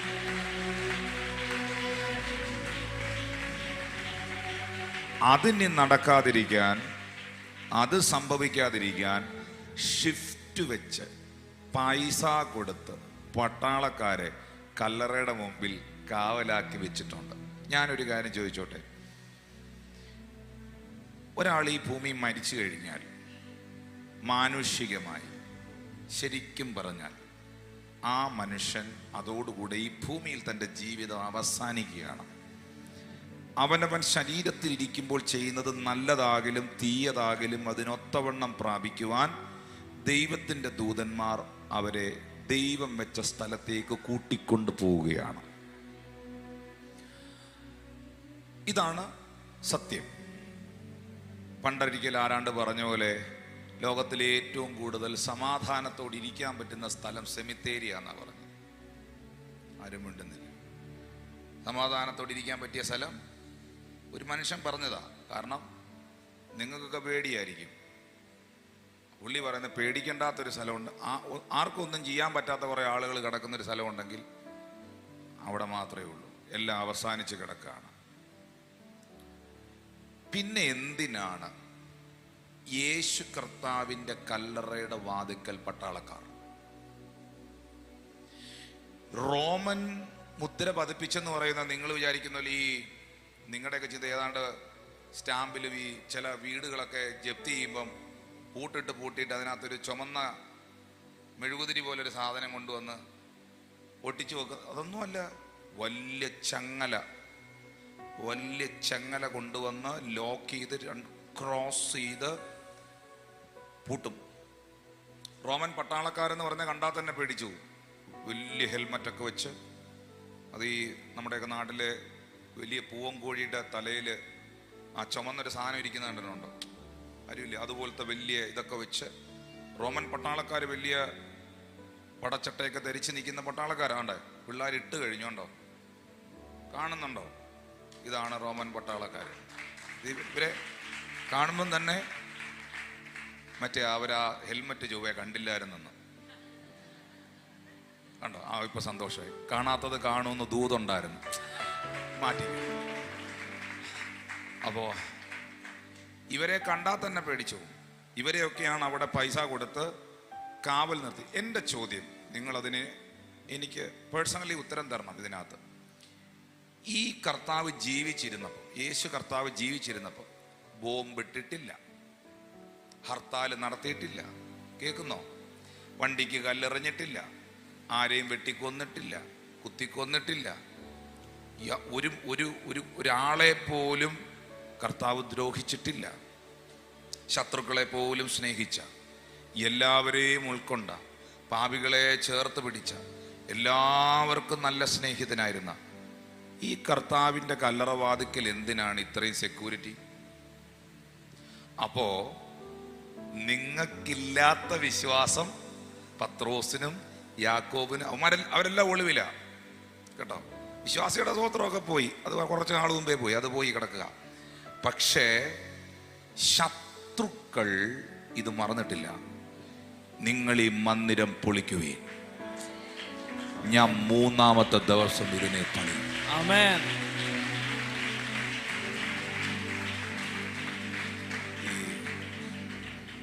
ചില ആളുകൾ നിങ്ങളോട് പ്രാർത്ഥനയ്ക്ക് പോകരുതെന്ന് പറയുന്നതേ, നിങ്ങൾ പ്രാർത്ഥനയ്ക്ക് പോയത് കൊണ്ടോ ഈ പ്രാർത്ഥനയ്ക്ക് വന്നതുകൊണ്ടോ അവർക്കും ഒരു നഷ്ടം ഉണ്ടാകുകയില്ല, നിങ്ങൾക്കും ഒരു കുഴപ്പം ഉണ്ടാകുകയില്ല. നീ പറഞ്ഞവർക്കറിയാം അവർക്ക് എന്ത് നഷ്ടമാണ് നിങ്ങൾ ഈ പ്രാർത്ഥനയ്ക്ക് വരുന്നതുകൊണ്ട്. പക്ഷേ നിങ്ങൾ പോകാതിരുന്നാൽ മാത്രമേ നിങ്ങൾ ആ പഴയ സ്ഥിതിയിൽ തുടരത്തുള്ളൂ. ഇതിനകത്ത് വന്നാൽ നീ രക്ഷപ്പെടുമെന്ന് നിനക്കില്ലാത്ത വിശ്വാസം അവനുണ്ട്. ആമേൻ. മനസ്സിലായോ? മനസ്സിലായില്ലേ? അങ്ങനെ നമ്മളൊക്കെ ഇങ്ങനെയുള്ള പ്രാർത്ഥന വരുമ്പോൾ പണ്ട് ഞാൻ കേട്ടിട്ടുണ്ട്. ഇപ്പൊ അങ്ങനെ അധികം ആളുകൾ പറയുന്നില്ല. ഓ, എന്തിക്കോസി പോയതാ, തുള്ളാൻ പോയതാ, തുള്ളുന്നവരുടെ ഇടയിൽ പോയതാ, അങ്ങനെ പറഞ്ഞു കേട്ടിട്ടുണ്ടോ? ഇവിടെ ഇല്ല, ഞങ്ങളുടെ അവിടെ ഒക്കെ ഉണ്ടായിരുന്നു. തുള്ളാൻ പോയതാ. അപ്പൊ ഈ ചെറിയ മാടക്കടയിൽ നാരങ്ങാവെള്ളവും ബിസ്ക്കറ്റും വിൽക്കുന്ന ചേട്ടനും പറയുന്നത് ഇവരെവിടെ പോയതാ? തുള്ളാൻ പോയതാ. ഇതാണ് നാട്ടുകാരെല്ലാം പറയുന്നത്. പക്ഷെ ഈ ചേട്ടനോ ചേച്ചിയോ അറിയുന്നുണ്ടോ ഇവറ്റകൾ ഇതി വന്ന് വെറുതെ കുത്തിയിരിക്കുക? ആരും മിണ്ടുന്നില്ലല്ലോ, അനങ്ങുന്ന പോലും ഇല്ലെന്ന്. പറഞ്ഞതെന്തുവാ? സ്തോത്രം. പക്ഷെ പേപ്പർ വെയിറ്റ് പോലെ നമ്മളിതീ വന്നിരിക്കുകയാണെന്ന് ആരെങ്കിലും അറിയുന്നുണ്ട്? നമുക്കില്ലാത്ത വിശ്വാസം ആർക്കുണ്ട്? നാട്ടുകാർക്ക് നമ്മളെ കുറിച്ചുണ്ട്. ആരും മിണ്ടുന്നില്ലല്ലോ. ജോസഫിനില്ലാത്ത വിശ്വാസം ജോസഫിന്റെ സഹോദരങ്ങൾക്കുള്ളത് കൊണ്ടാണ് ജോസഫിനെ പൊട്ടക്കിണറ്റിൽ വലിച്ചിട്ടത്. മനസ്സിലാവുന്നുണ്ടോ? കാരണം അവർക്കറിയാം ദൈവം ഒരു സ്വപ്നം കാണിച്ചെങ്കിൽ ദൈവം അത് ചെയ്യുന്ന ദൈവമാണ്. നീ ഒന്നുകൂടെ പറയാം, നിങ്ങൾ രക്ഷപ്പെടുമെന്ന് ഈ കർത്താവിൽ വിശ്വസിക്കുന്നവരെല്ലാം ഒന്ന് കൈ ഉയർത്തി. നിങ്ങൾ രക്ഷപ്പെടുമെന്ന് നിങ്ങൾക്കറിയാവുന്നതിനേക്കാൾ നന്നായിട്ട് അറിയാം നീ രക്ഷപ്പെടുമെന്ന് പിശാചിന്. പിശാചിന് നല്ലോണം അറിയാം നീ രക്ഷപ്പെടുമെന്ന്. അപ്പൊ കല്ലറയുടെ വാതിക്കൽ പട്ടാളക്കാർ കാവൽ നിൽക്കുകയാണ്. എന്തിനാണെന്നറിയോ? വാഗ്ദത്തം നിവർത്തീകരിക്കാതിരിക്കാൻ. Are you listening me? കർത്താവിൻ്റെ ശുശ്രൂഷയിൽ വിളിയുള്ള ചിലർ ഇന്ന് ഈ മീറ്റിങ്ങിൽ പങ്കെടുക്കുന്നുണ്ട്. ഞാൻ ഈ മീറ്റിങ്ങിൽ വന്നപ്പോൾ പരിശുദ്ധാത്മാവിനോട് പ്രത്യേകം പറഞ്ഞു, ഇന്ന് ഈ മിനിസ്ട്രിയിൽ, ശുശ്രൂഷയിൽ കോളിംഗ് ഉള്ളവരുടെ മേളിൽ ഒരു ഭയങ്കര ഇമ്പാർട്ടേഷൻ ഉണ്ടാവും. പ്രത്യേകിച്ച് അവർക്ക് വേണ്ടി കർത്താവിൻ്റെ ശുശ്രൂഷയിൽ പ്രയോജനപ്പെടാൻ ആഗ്രഹിക്കുന്നവർക്ക് വേണ്ടി ഈ ഏപ്രിൽ മാസത്തിൽ കുമ്പനാട് തിരുവല്ലയിൽ ഒരു പ്രത്യേക മീറ്റിംഗ് നടക്കുന്നുണ്ട്. അതും ഓർപ്പിക്കുകയാണ്. ഓൺലൈനിൽ കാണുന്നവരും ഈ ചർച്ച മിനിസ്ട്രിയിൽ പ്രയോജനപ്പെടാൻ ആഗ്രഹിക്കുന്നവർ നിങ്ങൾ ആ മീറ്റിങ്ങിൽ വരണം. ഒരു മീറ്റിംഗ് തിരുവനന്തപുരത്ത് ഒരു ദിവസം നടന്നു. അത് അനുഗ്രഹമായിരുന്നു. അന്നത്തെ ദിവസം പ്രൊഫസ് ചെയ്ത കാര്യങ്ങളൊക്കെ ഇപ്പോഴും വൈറലാണ്. നിങ്ങളുടെ അടുത്ത് ഈ ന്യൂ ഇയർ സർവീസിന് വന്ന് പറഞ്ഞില്ലേ 2-ാം തീയതി ഈ വർഷം എന്തൊക്കെ നടക്കുമെന്ന് പറഞ്ഞത്, അത് മൊത്തം ഓരോന്നോരോന്നും സംഭവിച്ചുകൊണ്ടിരിക്കുക. ആ മീറ്റിംഗ് മിസ് ചെയ്തത്. ഇനി കേട്ടോ, എപ്പോൾ ഒരു വാഗ്ദത്തം നിങ്ങളുടെ മേളിൽ വീഴുന്നു അപ്പോൾ മുതൽ ആ വാഗ്ദത്തത്തെ നടപ്പിലാക്കാൻ പ്രവർത്തിക്കുന്ന ദൂതന്മാരുമുണ്ട്. മറുഭാഗത്ത് ആ വാഗ്ദത്തത്തിൽ നീ എത്താതിരിക്കാൻ നിന്നെ വഴിയിൽ തടയുന്ന പൈശാചിക ശക്തികളുമുണ്ട്. അതുകൊണ്ടാണ് തിമോത്തിയോസിനോട് പൗലോസ് പറഞ്ഞത്, എൻ്റെ മകനായ തിമോത്തിയോസേ, നീ എന്നിൽ നിന്ന് കേട്ട പ്രവചനങ്ങൾക്കൊത്തവണ്ണം നീ ദൈവസന്നിധിയിൽ യുദ്ധസേവ ചെയ്യുക എന്ന് പറഞ്ഞാൽ, നീ എന്നിൽ നിന്ന് കേട്ട ഒത്തിരി പ്രൊഫസികളുണ്ട്, ഒത്തിരി പ്രവചനങ്ങളുണ്ട്. നീ ലേസിയായിട്ടിരിക്കരുത്, അതങ്ങ് നടന്നോളും എന്ന് നീ ചിന്തിച്ച് ചുമ്മാ നടക്കരുത്. നീ പ്രാർത്ഥനയിൽ യുദ്ധം ചെയ്യണം. നീ അതിനെ പിടിക്കണം. മകനെ തിമോത്തിയോസേ, നിന്നെ കുറിച്ച് മുൻപുണ്ടായ പ്രവചനങ്ങൾക്കൊത്തവണ്ണം ഈ ആജ്ഞയെ ഞാൻ നിനക്ക് ഏൽപ്പിക്കുന്നു. നീ വിശ്വാസവും നല്ല മനസ്സാക്ഷിയുമുള്ളവനായി അവയെ അനുസരിച്ച് യുദ്ധസേവ ചെയ്യുക. ഇത് യിരെമ്യാവിന്റെ പുസ്തകത്തിൽ രേഖപ്പെടുത്തിയിരിക്കുന്ന ഒരു കാര്യമുണ്ട്. യിരെമ്യാവിനോട് 1-ാം അധ്യായത്തിൽ ദൈവം ചോദിക്കുന്നുണ്ട്, ജെറമ്യാ നീ എന്ത് കാണുന്നു? ജെറമ്യാ പറഞ്ഞു, ഞാൻ ബദാം വൃക്ഷത്തിൻ്റെ ഒരു കൊമ്പ് കാണുന്നു. അപ്പോൾ നല്ല ബദാം വൃക്ഷത്തിൻ്റെ തളിർത്തു നിൽക്കുന്ന ഒരു കൊമ്പാണ് ജെറമ്യാ കാണുന്നത്. ഇത് കഴിഞ്ഞിട്ട് ദൈവം വീണ്ടും ചോദിക്കുന്നു, ജെറമ്യാ നീ ഇപ്പോൾ എന്ത് കാണുന്നു? അവിടെ ആ വാക്യം ജെറമ്യാ 1:12 ഒന്ന് കാണിച്ചേ മോനെ. എല്ലാവരും എടുക്കണ്ട, നിങ്ങൾ ആ ടെലിവിഷനിൽ നോക്കിയ എന്നോട് പറഞ്ഞു, യിരെമ്യാവിനോട് സ്വർഗത്തിലെ ദൈവം പറയുന്നു, നീ കണ്ടത് ശരി തന്നെ, എൻ്റെ വചനം നിവർത്തിക്കേണ്ടതിന് ഞാൻ ജാഗരിച്ചുകൊള്ളും. അപ്പോൾ ഞാൻ എന്താണോ നിന്നെ കാണിച്ചത്, തളിർക്കുന്ന കാഴ്ചയാണ് കാണിച്ചത്, പന്തലിക്കുന്ന കാഴ്ചയാണ് കാണിച്ചത്, ഫലമുണ്ടാകുന്ന കാഴ്ചയാണ് കാണിച്ചത്, ബദാം വളരുന്ന കാഴ്ചയാണ് കാണിച്ചത്. നീ എന്താണോ കണ്ടത്, ആ കണ്ടത് നിവർത്തിക്കേണ്ടതിന് ആ ദൂതിന്റെ പുറകിൽ ഞാൻ ഉണ്ടാവും. ഞാൻ വീണ്ടും ഈ ലൈവിൽ കാണുന്നവരോട് പറയുന്നു, ഈ ബൈബിളിൽ നിന്ന് ഒരു വാക്യം നിങ്ങളുടെ വാ കൊണ്ട് പരസ്യമായി നിങ്ങളുടെ വീട്ടിൽ നിന്നോ പ്രാർത്ഥനാ മുറിയിലിരുന്നോ ഒറ്റയ്ക്കിരുന്നോ ഈ ബൈബിളിൽ നിന്നൊരു വാക്യം നിങ്ങൾ വാ കൊണ്ട് പ്രഖ്യാപിക്കുമ്പോൾ നിങ്ങൾ എഴുതി വെച്ചോ, ആ വചനത്തിന്റെ പിറകിൽ ദൈവമുണ്ട്. അതാണ് ബൈബിൾ പറയുന്നത്. ആ വാക്യം ഇടണ്ട. യെശയ്യാ 55:11 പറയുന്നത്, എൻ്റെ വായിൽ നിന്ന് പുറപ്പെടുന്ന എൻ്റെ വചനം എനിക്ക് ഇഷ്ടമുള്ളത് ചെയ്യുകയും ഞാൻ അയച്ച കാര്യത്തെ സാധിപ്പിക്കുകയും ചെയ്യും. നീ കണ്ടത് ശരി തന്നെ, എൻ്റെ വചനം നിവർത്തിക്കാൻ. ഞാൻ പറയുന്നു, നിന്റെ തലമുറയുടെ മേളിൽ വീണ വചനങ്ങൾ നിവർത്തീകരിക്കപ്പെടും. സഭയുടെ മേളിൽ വീണ വചനങ്ങൾ നിവർത്തീകരിക്കപ്പെടും. കുടുംബത്തിന്റെ മേളിൽ വീണ നിന്റെ ശുശ്രൂഷയെ കുറിച്ച് വീണ വചനങ്ങൾ നിവർത്തീകരിക്കപ്പെടും. ഹല്ലേലൂയ. പക്ഷെ തീർന്നില്ല. തൊട്ട് താഴെ വായിക്കുമ്പോൾ വീണ്ടും ഒരു ഭാഗത്ത് തളിർക്കുന്ന ബദാം. പിന്നെയും ദൈവം ചോദിക്കുന്നു യിരെമ്യാവിനോട്, ജെറമ്യാ ഒന്നുകൂടെ പ്രാർത്ഥിച്ചേ, നീ ഇപ്പോൾ എന്നാ കാണുന്നേ? അവൻ പറഞ്ഞു, തിളയ്ക്കുന്ന ഒരു കലം കാണുന്നു, വടക്ക് നിന്നത് പ്രത്യക്ഷമായി വരുന്നു. ഇതിന് പ്രാവചനികമായി ഒത്തിരി വ്യാഖ്യാനങ്ങളുണ്ട്. പക്ഷെ ഇന്നത്തെ മീറ്റിങ്ങിനോടുള്ള ബന്ധത്തിൽ ഒരു ഭാഗം മാത്രം ഞാൻ പറയാം. ഒരു ഭാഗത്ത് തളിർക്കുന്ന ബദാം കാണുന്നു, മറുഭാഗത്തൊരു കലത്തിനകത്തിരുന്ന് വെള്ളം തിളയ്ക്കുന്നത് കാണുന്നു. ഇത് രണ്ടും നല്ല കോമ്പിനേഷൻ അല്ല. തിളച്ച വെള്ളം, ഞാൻ എൻ്റെ ഒരു ചിന്തയിൽ പറയാം, തിളച്ച വെള്ളം തളിർത്ത ചെടിയുടെ ചുവട്ടിൽ ഒഴിച്ചാൽ എന്ത് സംഭവിക്കും? ചെടി ഉണങ്ങിപ്പോകും. ഉറപ്പാണോ? ഒരു ഭാഗത്ത് തളിർപ്പിക്കാൻ ദൈവം നിൽക്കുമ്പോൾ മറുഭാഗത്ത് ഉണക്കിക്കളയാൻ ശത്രു നിൽക്കുന്നെങ്കിൽ ആദ്യമേ തന്നെ ദൈവം പറഞ്ഞു, ഡോണ്ട് വറി, ഞാൻ നിന്നെ കാണിച്ച വാഗ്ദത്തത്തെ ഞാൻ നിവർത്തിച്ചിരിക്കും, ഞാൻ നിവർത്തിച്ചിരിക്കും. ഇനി നിന്നെ ഉണക്കിക്കളയാൻ ആരൊക്കെ വെള്ളം തിളപ്പിച്ചാലും, yes yes yes yes yes yes yes yes, നിന്റെ നന്മകളെ ഉണക്കിക്കളയാൻ ആരൊക്കെ വെള്ളം തിളപ്പിച്ചാലും ഈ കഴിഞ്ഞ ദിവസങ്ങളിലെല്ലാം അത്യത്ഭുതകരമായ ദൈവപ്രവൃത്തികളുടെ സാക്ഷ്യങ്ങൾ കേൾക്കുകയാണ്. ഇന്നിവിടെ ഉണ്ടാവും.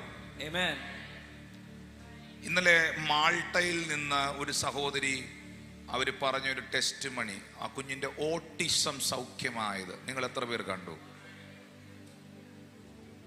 ആ കുഞ്ഞിന് ഓട്ടിസം ആയിരുന്നു, AHD അങ്ങനെ, എനിക്ക് എൻ്റെ മെഡിക്കൽ ടൈം പറയാൻ അറിഞ്ഞൂടെ, AHD എന്നെങ്ങാണ്ടാണ് പറയുന്നത്. അതും ഉണ്ടായിരുന്നു. ലേണിംഗ് ഡിസേബിലിറ്റി ഉണ്ടായിരുന്നു. ആ കുഞ്ഞ് വർത്തമാനം പറയത്തില്ലായിരുന്നു, സ്കൂളിൽ വിടാൻ കഴിയത്തില്ലായിരുന്നു. പക്ഷേ അവരോട് അവർ പ്രാർത്ഥനയിൽ അറ്റൻഡ് ചെയ്യുമ്പോൾ പരിശുദ്ധാത്മാവ് ഒരാലോചന എന്നിലൂടെ അവരെ അറിയിച്ചു. ഈ കുഞ്ഞ് നോർമലാകുമെന്നും പരിഹസിച്ച തലത്തിൽ നിന്ന് പരിഗണിക്കേണ്ടി വരുമെന്നും അവഗണിച്ചവരെ ചേർത്ത് പിടിക്കേണ്ടി വരുമെന്നും ഈ കുഞ്ഞിനെ കുറിച്ചൊരു പ്രവചനം അവരോട് കർത്താവ് റിലീസ് ചെയ്തു, ഒരു ഡിക്ലറേഷൻ. അവരുടെ ഡയറിക്കകത്ത് അത് എഴുതി വെച്ചു, ഡേറ്റ് ഇട്ട് എഴുതി വെച്ചു. ഞാനും ജീനായും ഈ തവണ മാൾട്ടയിൽ മീറ്റിങ്ങിന് പോയപ്പോൾ ഈ സഹോദരി അവിടെ ജോലി ചെയ്യുന്ന, അപ്പോൾ അവിടെ നമ്മുടെ മീഡിയയിലെ കുഞ്ഞുങ്ങളോ മറ്റാരും എൻ്റെ കൂടില്ല. ഇപ്പം എൻ്റെ തൊട്ടടുത്ത് നിന്നൊരു സഹോദരൻ മൊബൈലിൽ പിടിക്കുന്നുണ്ടായിരുന്നു. ഈ സഹോദരി ഡയറിയുമായിട്ട് ഓടി വന്നിട്ട് എന്നോട് പറഞ്ഞു, പാസ്റ്ററെ, എൻ്റെ കുഞ്ഞിന് ഓട്ടിസം ആയിരുന്നു, AHD ആയിരുന്നു, ലേണിംഗ് ഡിസേബിലിറ്റി ആയിരുന്നു, ഹൈപ്പർ ആയിരുന്നു. പക്ഷെ അന്നൊരു പ്രവചനം എൻ്റെ കുഞ്ഞിനെ നോക്കി പാസ്റ്റർ ഒരു ഡിക്ലറേഷൻ പറഞ്ഞു, എൻ്റെ കുഞ്ഞ് പൂർണ്ണമായും സൗഖ്യമായി. അപ്പം ഞാൻ വീണ്ടും ഈ സഹോദരിയോട് എടുത്തു ചോദിച്ചു, ശരിക്കും കുഞ്ഞ് സൗഖ്യമായോ? ആ സഹോദരി പറഞ്ഞു, ആയി പാസ്റ്ററെ, ഇന്ന് അവൻ മിടുക്കനായി പഠിക്കുന്നു. പക്ഷെ ഇന്നലെ ഞാൻ കൊട്ടാരക്കര ചർച്ചിൽ പറഞ്ഞൊരു ടെസ്റ്റ് മണിയുണ്ട്, ലൈവിൽ അത് കിടപ്പുണ്ടെന്നാണ് എൻ്റെ ചിന്ത. ഞാൻ ഓസ്ട്രേലിയക്ക് കഴിഞ്ഞതിൻ്റെ മുൻപത്തെ തവണ പോയ സമയത്ത് ഒരു കുടുംബം അവരുടെ കൊച്ചുമായിട്ട് പ്രാർത്ഥിക്കാൻ എൻ്റെ അടുക്കൽ വന്നു. അപ്പോൾ ഈ കുഞ്ഞുമായിട്ട് പ്രാർത്ഥിക്കാൻ എൻ്റെ അടുക്കൽ വരുമ്പോൾ ഈ കുഞ്ഞിന് ഓട്ടിസമാണ്. അപ്പോൾ ഇവരൊരു കാര്യം എന്നോട് ആവശ്യപ്പെട്ടു. അവരുടെ കുഞ്ഞ് ഹൈപ്പറാണ്, ആ കുഞ്ഞ് കയ്യിലിരിക്കത്തില്ല. ഞാൻ അവിടെ കണ്ട കാഴ്ച മക്കളെ ഒത്തിരി പെയിൻഫുള്ളാണ്. ഈ കൊച്ചിനെ അവനങ്ങ് ബഹളം ഉണ്ടാക്കുക. അപ്പോൾ അവനെ ആ സഹോദരി എടുക്കാൻ നോക്കി, ആ കൈക്കകത്തോട്ട് കയറി ആ സഹോദരിയുടെ കവിളിനിട്ട് ഒരൊറ്റ അടി. അത് കഴിഞ്ഞ് അവരുടെ മുടിയെ പിടിച്ച് വലിക്കുന്നു, അവൻ കടിക്കുന്നു, ഭയങ്കര ബഹളം. എനിക്ക് സത്യം പറഞ്ഞാൽ എനിക്കങ്ങ് ഭയങ്കര പ്രയാസം തോന്നി. ഇങ്ങനെ ഒത്തിരി കുഞ്ഞുങ്ങളുണ്ട്. ആ കൊച്ചിൻ്റെ ഒരു സൗഖ്യം ഞാൻ ആഗ്രഹിച്ചു. അപ്പോൾ ഞാൻ പറഞ്ഞു, ഞാൻ പ്രാർത്ഥിക്കട്ടെ. അപ്പോൾ ഇവരെന്നോട് പറഞ്ഞു, ഈ ഓസ്ട്രേലിയയിലെ കുടുംബം എന്നോട് പറഞ്ഞു, പാസ്റ്റേ, പ്രാർത്ഥിച്ചു വിട്ടാൽ പോരാ, എനിക്ക് വിശ്വാസത്തിൻ്റെ ഒരു പ്രവൃത്തി ചെയ്യണം. ആ സഹോദരൻ എന്നോട് പറഞ്ഞു, എബിയ എന്നോട് പറഞ്ഞു, എന്നടുത്ത് പറഞ്ഞു, എനിക്ക് എൻ്റെ കുഞ്ഞിനെ ഒന്ന് എഴുതിപ്പിക്കണം. അപ്പോൾ ഈ സാധാരണ നമ്മുടെ അവിടെ കൊച്ചുങ്ങളെ നമ്മുടെ പാസ്റ്റർമാർ അവരുടെ വിശ്വാസമാണ്, ദൈവദാസന്മാർ കൈപിടിപ്പിച്ച് സ്കൂളിലേക്ക് പോകുന്നതിന് മുമ്പ് പ്രൈസ് ദി ലോർഡെന്നോ, ഞാൻ ആദ്യം എഴുതുന്നത് യേശു ജീവിക്കുന്നു, എന്നിട്ട് അടുത്ത് എഴുതും പ്രൈസ് ദി ലോർഡ്. 1-2 ഇംഗ്ലീഷിലും മലയാളത്തിലും എഴുതിയിട്ട് ഞാൻ പറയും, കുഞ്ഞ് പല ലാംഗ്വേജുകൾ എഴുതട്ടെ, ഇവൻ്റെ ഒരു സിഗ്നേച്ചറിന് പോലും വാല്യൂ ഉണ്ടാകട്ടെ, ഇവൻ ബുദ്ധിയുള്ള കുഞ്ഞ്. അങ്ങനെ നമ്മൾ പ്രാർത്ഥിക്കും, ഇവരെ ബ്ലസ് ചെയ്യും. ഞാൻ സാധാരണ അതാ എഴുതിപ്പിക്കുന്നത്. പക്ഷെ ഈ അപ്പൻ എന്നോട് പറഞ്ഞു, പാസ്റ്റേ, ഈ കുഞ്ഞിന് വേണ്ടി പാസ്റ്റർ പ്രാർത്ഥിക്കണം. പരിശുദ്ധാത്മാവ് എന്താണോ ഇവനെ കുറിച്ച് പാസ്റ്റർ ഹൃദയത്തിൽ പറയുന്നത് അതവന്റെ കൈ പിടിച്ചെഴുതിക്കണം.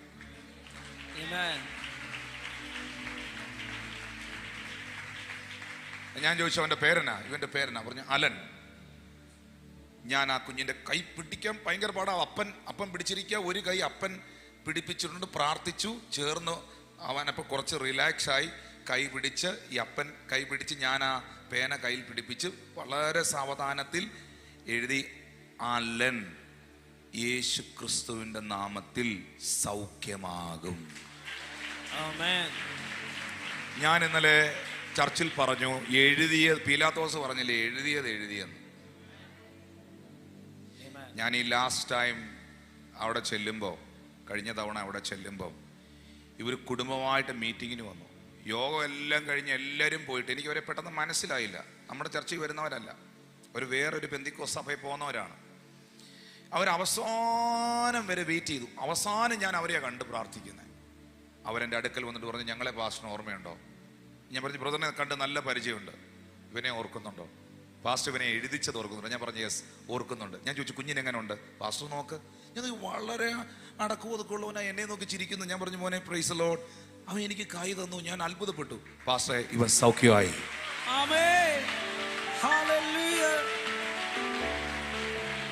ഇവനിപ്പോൾ നോർമൽ സ്കൂളിൽ പഠിക്കുന്നു. അന്ന് ഈ കൊച്ചിനെ കൈപിടിച്ച് എഴുതിപ്പിച്ചതിന് ശേഷം, ഈ ദൂത് അവനോട് പറഞ്ഞതിന് ശേഷം അവൻ വീട്ടിൽ ചെന്ന് ആദ്യം മിൽക്ക് എന്ന് പറഞ്ഞു, എത്ര മിൽക്ക്, പിന്നെ അവൻ കൗ എന്ന് പറഞ്ഞു, ബിസ്ക്കറ്റ് എന്ന് പറഞ്ഞു. അടുത്തടുത്ത ദിവസങ്ങളിൽ അവൻ ഓരോ വാക്കുകൾ പറയാൻ തുടങ്ങി. 6 മാസത്തിനുള്ളിൽ അവൻ നോർമലായി മാറിയ സാക്ഷ്യം. ഇതുപോലെ സിഡ്നി എന്ന് പറയുന്ന സ്ഥലത്ത്, സിഡ്നിയിൽ 1-2 സംഭവം ഓട്ടിസം സൗഖ്യമായത് ഞാൻ ടെസ്റ്റിമണി കേട്ടിട്ടുണ്ട്. സൗഖ്യമായത് പലയിടത്തും. ദുബായിലെ ഞങ്ങളുടെ മീറ്റിങ്ങിൽ, ഷാർജ വർഷിപ്പ് സെന്ററിൽ വന്ന ഒരു കുടുംബത്തിൻ്റെ ടെസ്റ്റിമണി. ഒത്തിരി കുട്ടികൾ. ഇത് എന്താ സംഭവിക്കുന്നത് ചോദിച്ചാൽ, ഇവരെ നോക്കി സ്കൂളുകാർ പറഞ്ഞു ഇവനെ നോർമൽ സ്കൂളിൽ പഠിപ്പിക്കാൻ പറ്റുകയില്ല. ഇവനെ നോക്കി മാതാപിതാക്കൾ പറഞ്ഞു കൊച്ചിന് ഓട്ടിസാണ്, ഹൈപ്പറാണ്, ഇവൻ ജീവിതത്തിൽ ഒരു പ്രയാസമായി തീരും. മനുഷ്യർ പറഞ്ഞു, നാട്ടുകാർ പറഞ്ഞു, ഇതിലെല്ലാം അപ്പുറമായിട്ട് നമ്മുടെ ആളുകൾ ഗൂഗിളിനകത്തൂടെ കയറി നോക്കും. ഗൂഗിൾ പറഞ്ഞു ഒരു കാരണവശാലും ഇത് മാറുകയില്ലെന്ന്. അപ്പൊ ഇത്രയും റിപ്പോർട്ടുകളാണ് ഗൂഗിൾ അമ്മച്ചി ഉൾപ്പെടെ, പിന്നെ താഴെയുള്ള സകല റിപ്പോർട്ടുകളിലും നമുക്ക് കിട്ടിയിരിക്കുന്നത് സൗഖ്യം. ഇങ്ങനെ ഇരിക്കുമ്പോൾ പരിശുദ്ധാത്മാവ് അവനെ നോക്കി, അവളെ നോക്കി ഒരാലോചന പറയുകയാണ്. ഞാൻ പറയുന്നു, മനുഷ്യൻ പറഞ്ഞതല്ല നടക്കാൻ പോകുന്നത്. വീണ്ടും ആവർത്തിക്കുന്നു, എന്റെ വചനത്തെ നിവർത്തിക്കേണ്ടതിന്. യിരെമ്യാ പ്രവചനം 1-ാം അധ്യായത്തിൽ എഴുതിയിരിക്കുന്നു, എന്റെ വചനത്തെ നിവർത്തിക്കേണ്ടതിന് ഞാൻ അതിന്റെ പിറകിൽ ജാഗരിക്കും.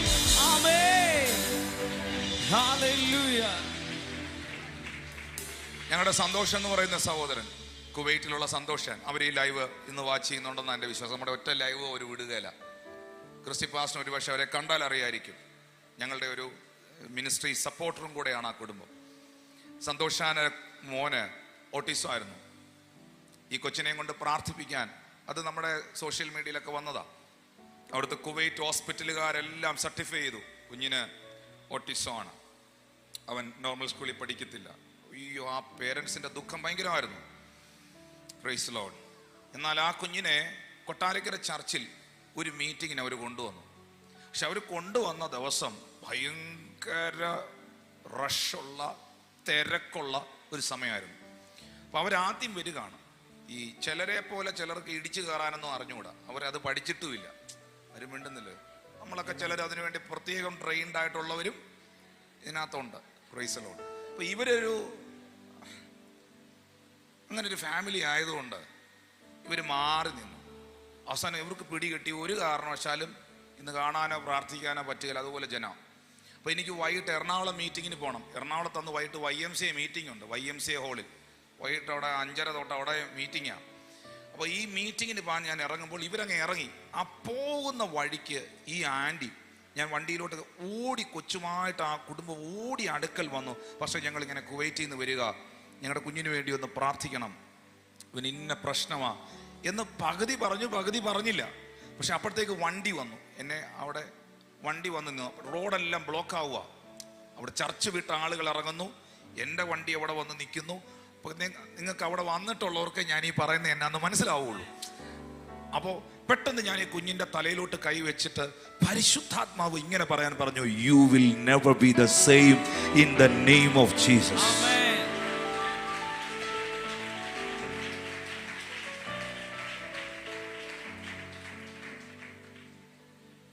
ഈ കുഞ്ഞ് പഴയ അവസ്ഥയിൽ തുടരത്തില്ലെന്ന് യേശുവിൻ നാമത്തിൽ പ്രഖ്യാപിക്കുന്നു, പ്രാർത്ഥിക്കുന്നു.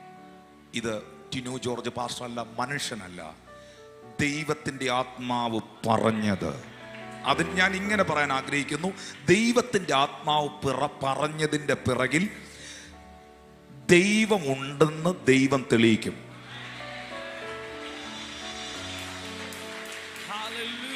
ഒന്നുകൂടെ പറയാം,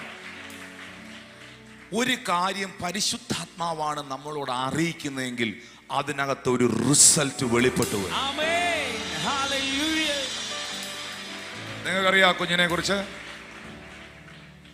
ആ കുഞ്ഞ് സ്കൂൾ ഓഫ് ലണ്ടൻ മ്യൂസിക്കിൽ കീബോർഡൊക്കെ പഠിച്ച് നന്നായി ആ കുഞ്ഞിപ്പോൾ പഠിക്കുന്നുണ്ട്. ഏറ്റവും ടോപ്പറാണ് ആ സ്കൂളിൽ. കീബോർഡ് ഞാൻ വീട്ടിൽ ചെന്നപ്പോൾ, ഞാൻ ഈ കഴിഞ്ഞ തവണ സന്തോഷാൻ്റെ വീട്ടിൽ കുവൈറ്റിലെ വീട്ടിൽ ചെന്നപ്പോൾ അവൻ കീബോർഡ് വായിച്ച് എൻ്റെ കൂടെ ഇരുന്ന് ബ്ലെസ്സഡ് ഓൾ മൈ സോൾ ആ പാട്ട് എൻ്റെ കൂടെ ഇരുന്ന് കീബോർഡ് വായിച്ച് പാടി ഞങ്ങൾ രണ്ടുപേരും കൂടെ ഇരുന്ന് ദൈവത്തെ ആരാധിച്ചു. സത്യം പറഞ്ഞാൽ അവൻ കീബോർഡ് വായിച്ചിരുന്ന് പാടുകയും പ്രാർത്ഥിക്കുക, ആ സ്കൂളിലെ ടോപ്പറായി നിൽക്കുകയും ചെയ്തപ്പോൾ എനിക്കൊരു കാര്യം മനസ്സിലായത്, മനുഷ്യൻ എഴുതിയ വിധികളല്ല, മനുഷ്യൻ എഴുതിയ വിധികളല്ല. യേശു കർത്താവിനെ നോക്കി റോമൻ ഗവൺമെന്റും മനുഷ്യനും പട്ടാളക്കാരും നാട്ടുകാരും കുരിശിച്ചവനും കുരിശേ കയറ്റിയവനും പിടിച്ചവനും അറസ്റ്റ് ചെയ്തവനും എല്ലാം പറഞ്ഞ് അവസാനിച്ചെന്ന്. പക്ഷെ വാഗ്ദത്തത്തെ അവസാനിപ്പിക്കാൻ കഴിയുന്നതല്ല, ജീവനെ അവസാനിപ്പിക്കാൻ കഴിയുന്നതല്ല. അവൻ കല്ലറകളെ ഭേദിച്ച് മൂന്നാം നാൾ ഉയർത്തെഴുന്നേറ്റെങ്കിൽ, ഞാൻ വീണ്ടും ആവർത്തിക്കുന്നു, ദൈവീക നിശബ്ദതകൾ പുനരുത്ഥാനത്തെ കൊണ്ടുവരുന്നു.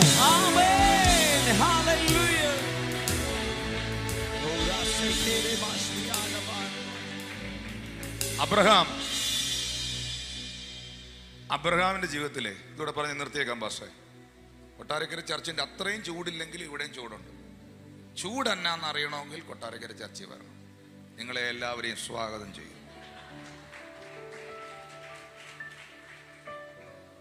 അയ്യോ, ഇന്നലെയൊക്കെ ഞാൻ ഗുഡ് ഫ്രൈഡേ സർവീസ് കഴിഞ്ഞ് അവിടുന്ന് പോയ പരുവോ, അവനെ കണ്ടവർക്കെല്ലാം അവനോട് ദുഃഖം തോന്നിയെന്ന് പറഞ്ഞു പോലെ.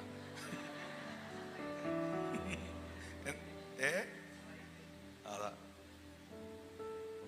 ഷിജിൻ പറഞ്ഞ കേട്ടോ, നമ്മൾ മാത്രം അറിഞ്ഞാൽ മതി, ഷിജിൻ ഫ്രൈ ആയെന്ന്. അതൊക്കെ മാറും. നമ്മുടെ പുതിയ ചർച്ച് വരും, പുതിയ ചർച്ച് വരും, യേശുവിന്റെ നാമത്തിൽ വരും. ഇനി ഇതൊന്നും അല്ല നിങ്ങൾ മനസ്സിലാക്കേണ്ടത്. ഇത്രയും കൊടുംചൂടത്ത്, ഇത്രയും ചൂടുള്ളപ്പം അവിടെ വന്നിരിക്കുന്ന ദൈവമക്കൾ അവരാണ്. ഞാൻ എപ്പോഴും ഓർക്കും, കൊട്ടാരക്കര ചർച്ചിൽ ഇത്രയും ആ ചൂടത്ത് വന്നിരിക്കുന്ന ഈ വചനം കേട്ട് മുഴുവൻ മീറ്റിങ്ങും കഴിഞ്ഞ് പോകുന്ന എൻ്റെ ചങ്ക, അവരൊക്കെ ചങ്ക്.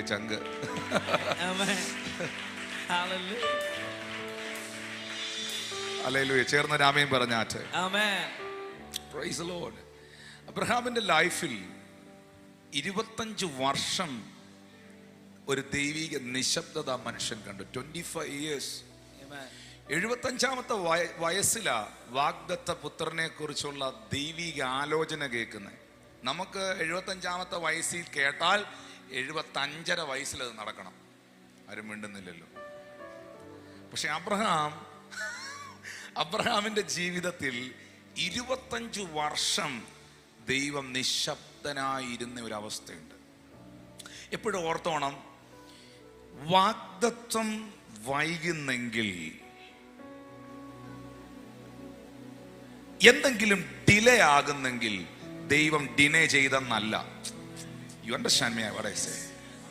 വാഗ്ദത്തം, ഏതെങ്കിലും ഒരു പ്രോമിസ് പെട്ടെന്ന് നടന്നോ? ഏതെങ്കിലും ഒരു വാഗ്ദത്തം പെട്ടെന്ന് നടന്നോ? അത് അത്ര വലിയ കാര്യമൊന്നും അല്ലായിരുന്നു, ചെറിയ എന്തൊക്കെയോ കാര്യമായിരുന്നു. പക്ഷെ ഏതെങ്കിലും വാഗ്ദത്തം വൈകുന്നുണ്ടോ? വൈകുന്നെങ്കിൽ ആ വരാൻ പോകുന്നത് ഒരു ചരിത്ര സംഭവമാണ്. ഒറ്റ ഭാഷ പറഞ്ഞാൽ വരാൻ പോകുന്നത് ഇസഹാക്കായിരിക്കും. വരാൻ പോകുന്നത് ഇസഹാക്കായിരിക്കും. വേറെ ഒന്നും അതിനപ്പുറത്തൊരു വാക്ക് എനിക്ക് പറയാനില്ല. വരാൻ പോകുന്നത് ഇസഹാക്കായിരിക്കും.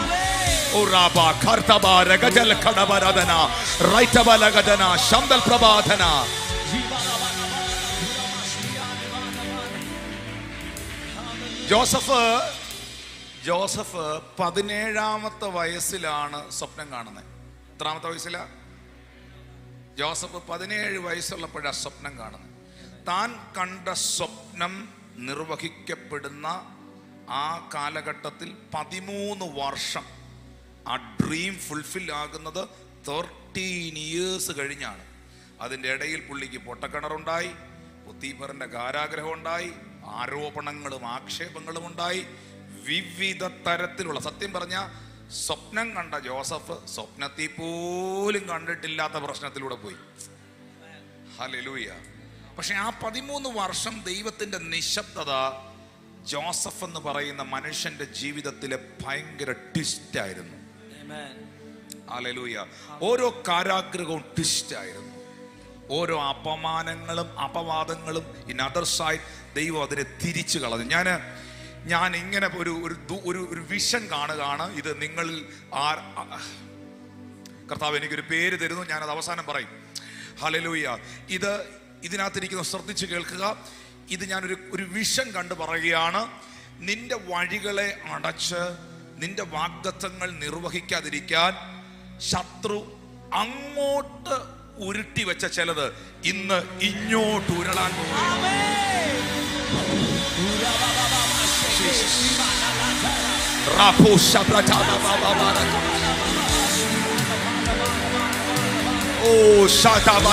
തിരിക്കാൻ പോവുകയാണ് ചിലത് ദൈവം.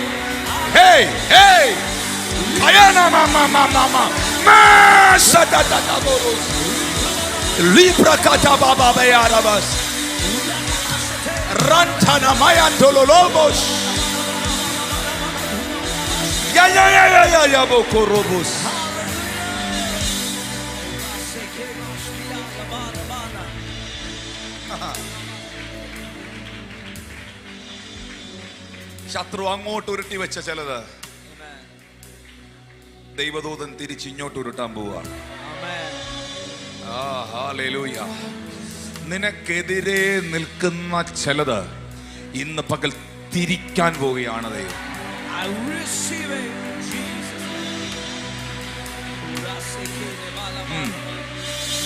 ദൈവം തിരിവ് കൊണ്ടുവരുവോ? തിരുവനന്തപുരമേ ദൈവം തിരിവ് കൊണ്ടുവരുവോ? തിരിവ് കൊണ്ടുവരുവോ? തിരിവ് തിരിവ് തിരിവ്.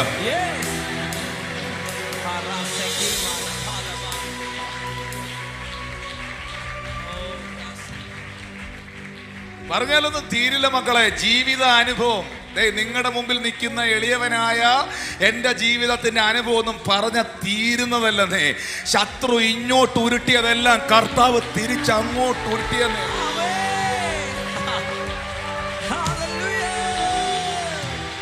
മുഴുവൻ ടിസ്റ്റാ, മുഴുവൻ ടിസ്റ്റാ, മുഴുവൻ ടിസ്റ്റാ. ഇപ്പോഴും ഒരക്ഷരം പിടികിട്ടുകയില്ല. ഇപ്പോഴൊരക്ഷരം പിടികിട്ടുകയില്ല. പത്രോസേ, യാക്കോബേ, യോഹന്നാനെ, നഥനയേലേ, നിങ്ങളൊക്കെ കരുതിയത് കല്ലറയ്ക്കകത്തവൻ തീർന്നെന്നാണോ? 12 മണിക്കൂറിനകത്തൊരു ട്വിസ്റ്റ് നടക്കാൻ പോവുകയാണ്.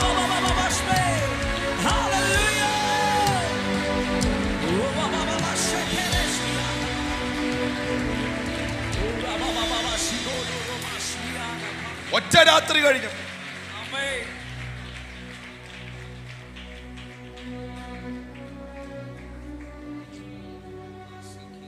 ദാവീദിനെ സാമുവേൽ രാജാവായി അഭിഷേകം ചെയ്തു. ദാവീദിനെ സാമുവേൽ അഭിഷേകം ചെയ്തിട്ട് ദാവീദ് ആ സ്ഥാനത്തേക്ക് എത്താൻ 15 വർഷം ദൈവത്തിന്റെ സമയത്തിന് വേണ്ടി വെയിറ്റ് ചെയ്തു. David 15 years, Joseph 13 years, Abraham 25 years. നിങ്ങളുടെ ഒന്നും കേസ് അത്രയും പോകുമെന്ന് എനിക്ക് തോന്നുന്നില്ല. മോസസ് 40 years, 40 വർഷം. നിങ്ങൾ നോക്കിയേ, ഇവരാരെങ്കിലും പരാജയപ്പെട്ടോ?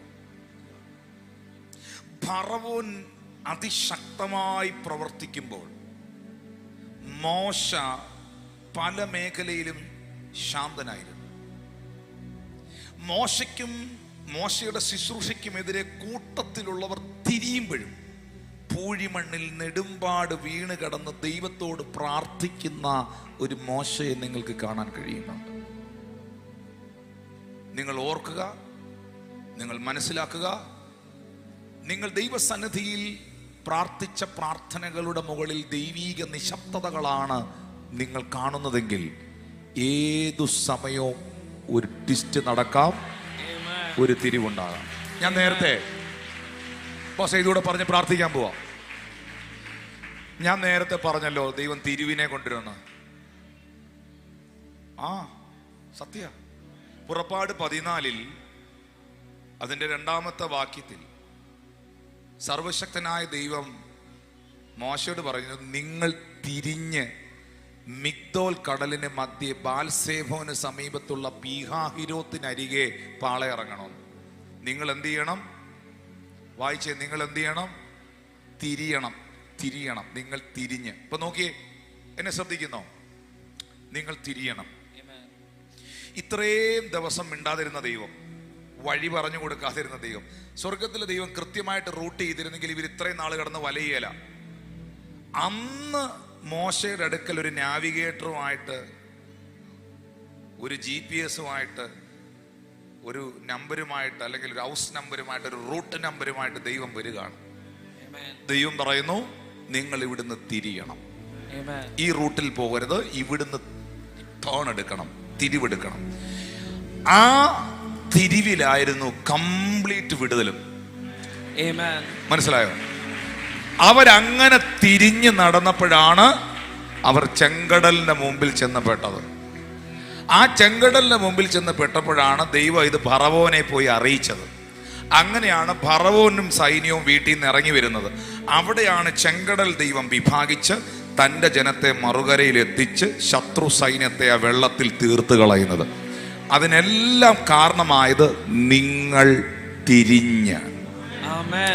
അറ്റ് എനി ടൈം സ്വർഗത്തിലെ ദൈവത്തിന് ഒരു ട്വിസ്റ്റ് കൊണ്ടുവരാൻ, ഒരു തിരിവ് കൊണ്ടുവരാൻ കഴിയും.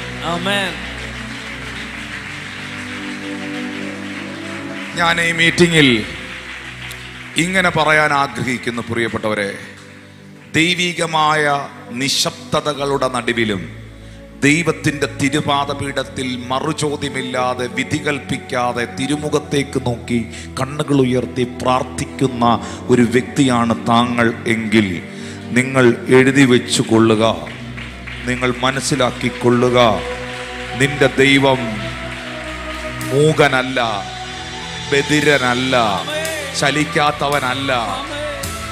നിനക്ക് വേണ്ടി സ്വർഗത്തിൽ തിരക്കിട്ട ചർച്ച നടക്കുകയാണ്. സ്വർഗത്തിൽ നിനക്ക് വേണ്ടി തിരക്കിട്ട ചർച്ചകൾ നടക്കുകയാണ്. ദൂതന്മാർ വലിയ പ്ലാനിങ്ങിലാണ്.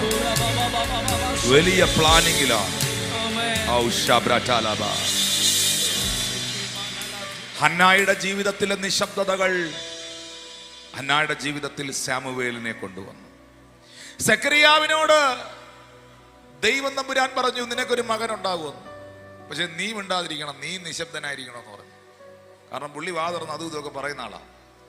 സെക്കറിയാവിന് പിന്നെ മിണ്ടാൻ പറ്റിയില്ല. സെക്കറിയാവിൻ്റെയും എലിസബത്തിൻ്റെയും ജീവിതത്തിലെ ദൈവീക നിശബ്ദതകൾ വാഗ്ദത്ത സന്തതിയായ സ്നാപക യോഹന്നാനെ കൊണ്ടുവന്നു. ശിമയോൻ എന്ന് പറയുന്ന മനുഷ്യൻ ബൈബിളിലുണ്ട്. ലൂക്കോസ് 2 കാണുന്നത്. ഇസ്രായേലിന്റെ പരിശുദ്ധനെ കാണുന്നതിന് മുമ്പ് മരണം കാണുകയില്ലെന്ന് പരിശുദ്ധാത്മാവിനാൽ അവൻ അരുളപ്പാടുണ്ടായിട്ട് ദൈവത്തിൻ്റെ ആലയത്തിൽ നിശബ്ദനായി അവൻ കാത്തിരുന്നു. പക്ഷേ നമുക്കറിയാം, താൻ മരിക്കുന്നതിന് മുൻപ് യേശു കർത്താവിനെ കയ്യിലെടുത്ത് ലൂക്കോസ് 2:25-26 വാക്യങ്ങൾ വായിക്കുമ്പോൾ നമുക്ക് കാണാൻ കഴിയുന്നുണ്ട്. ശിമയോൻ ആ കുഞ്ഞിനെ കയ്യിലെടുത്ത് ദൈവത്തെ സ്തുതിച്ചു, ദൈവത്തെ പുകഴ്ത്തി. പ്രിയപ്പെട്ടവരെ, യേശുവിനെ കല്ലറയിൽ, because of time I want to finish this service. Yeshu കർത്താവിനെ കല്ലറയിൽ അടക്കിയ 2-ാം ദിവസം ശനിയാഴ്ച, നിശബ്ദ ശനിയാഴ്ച.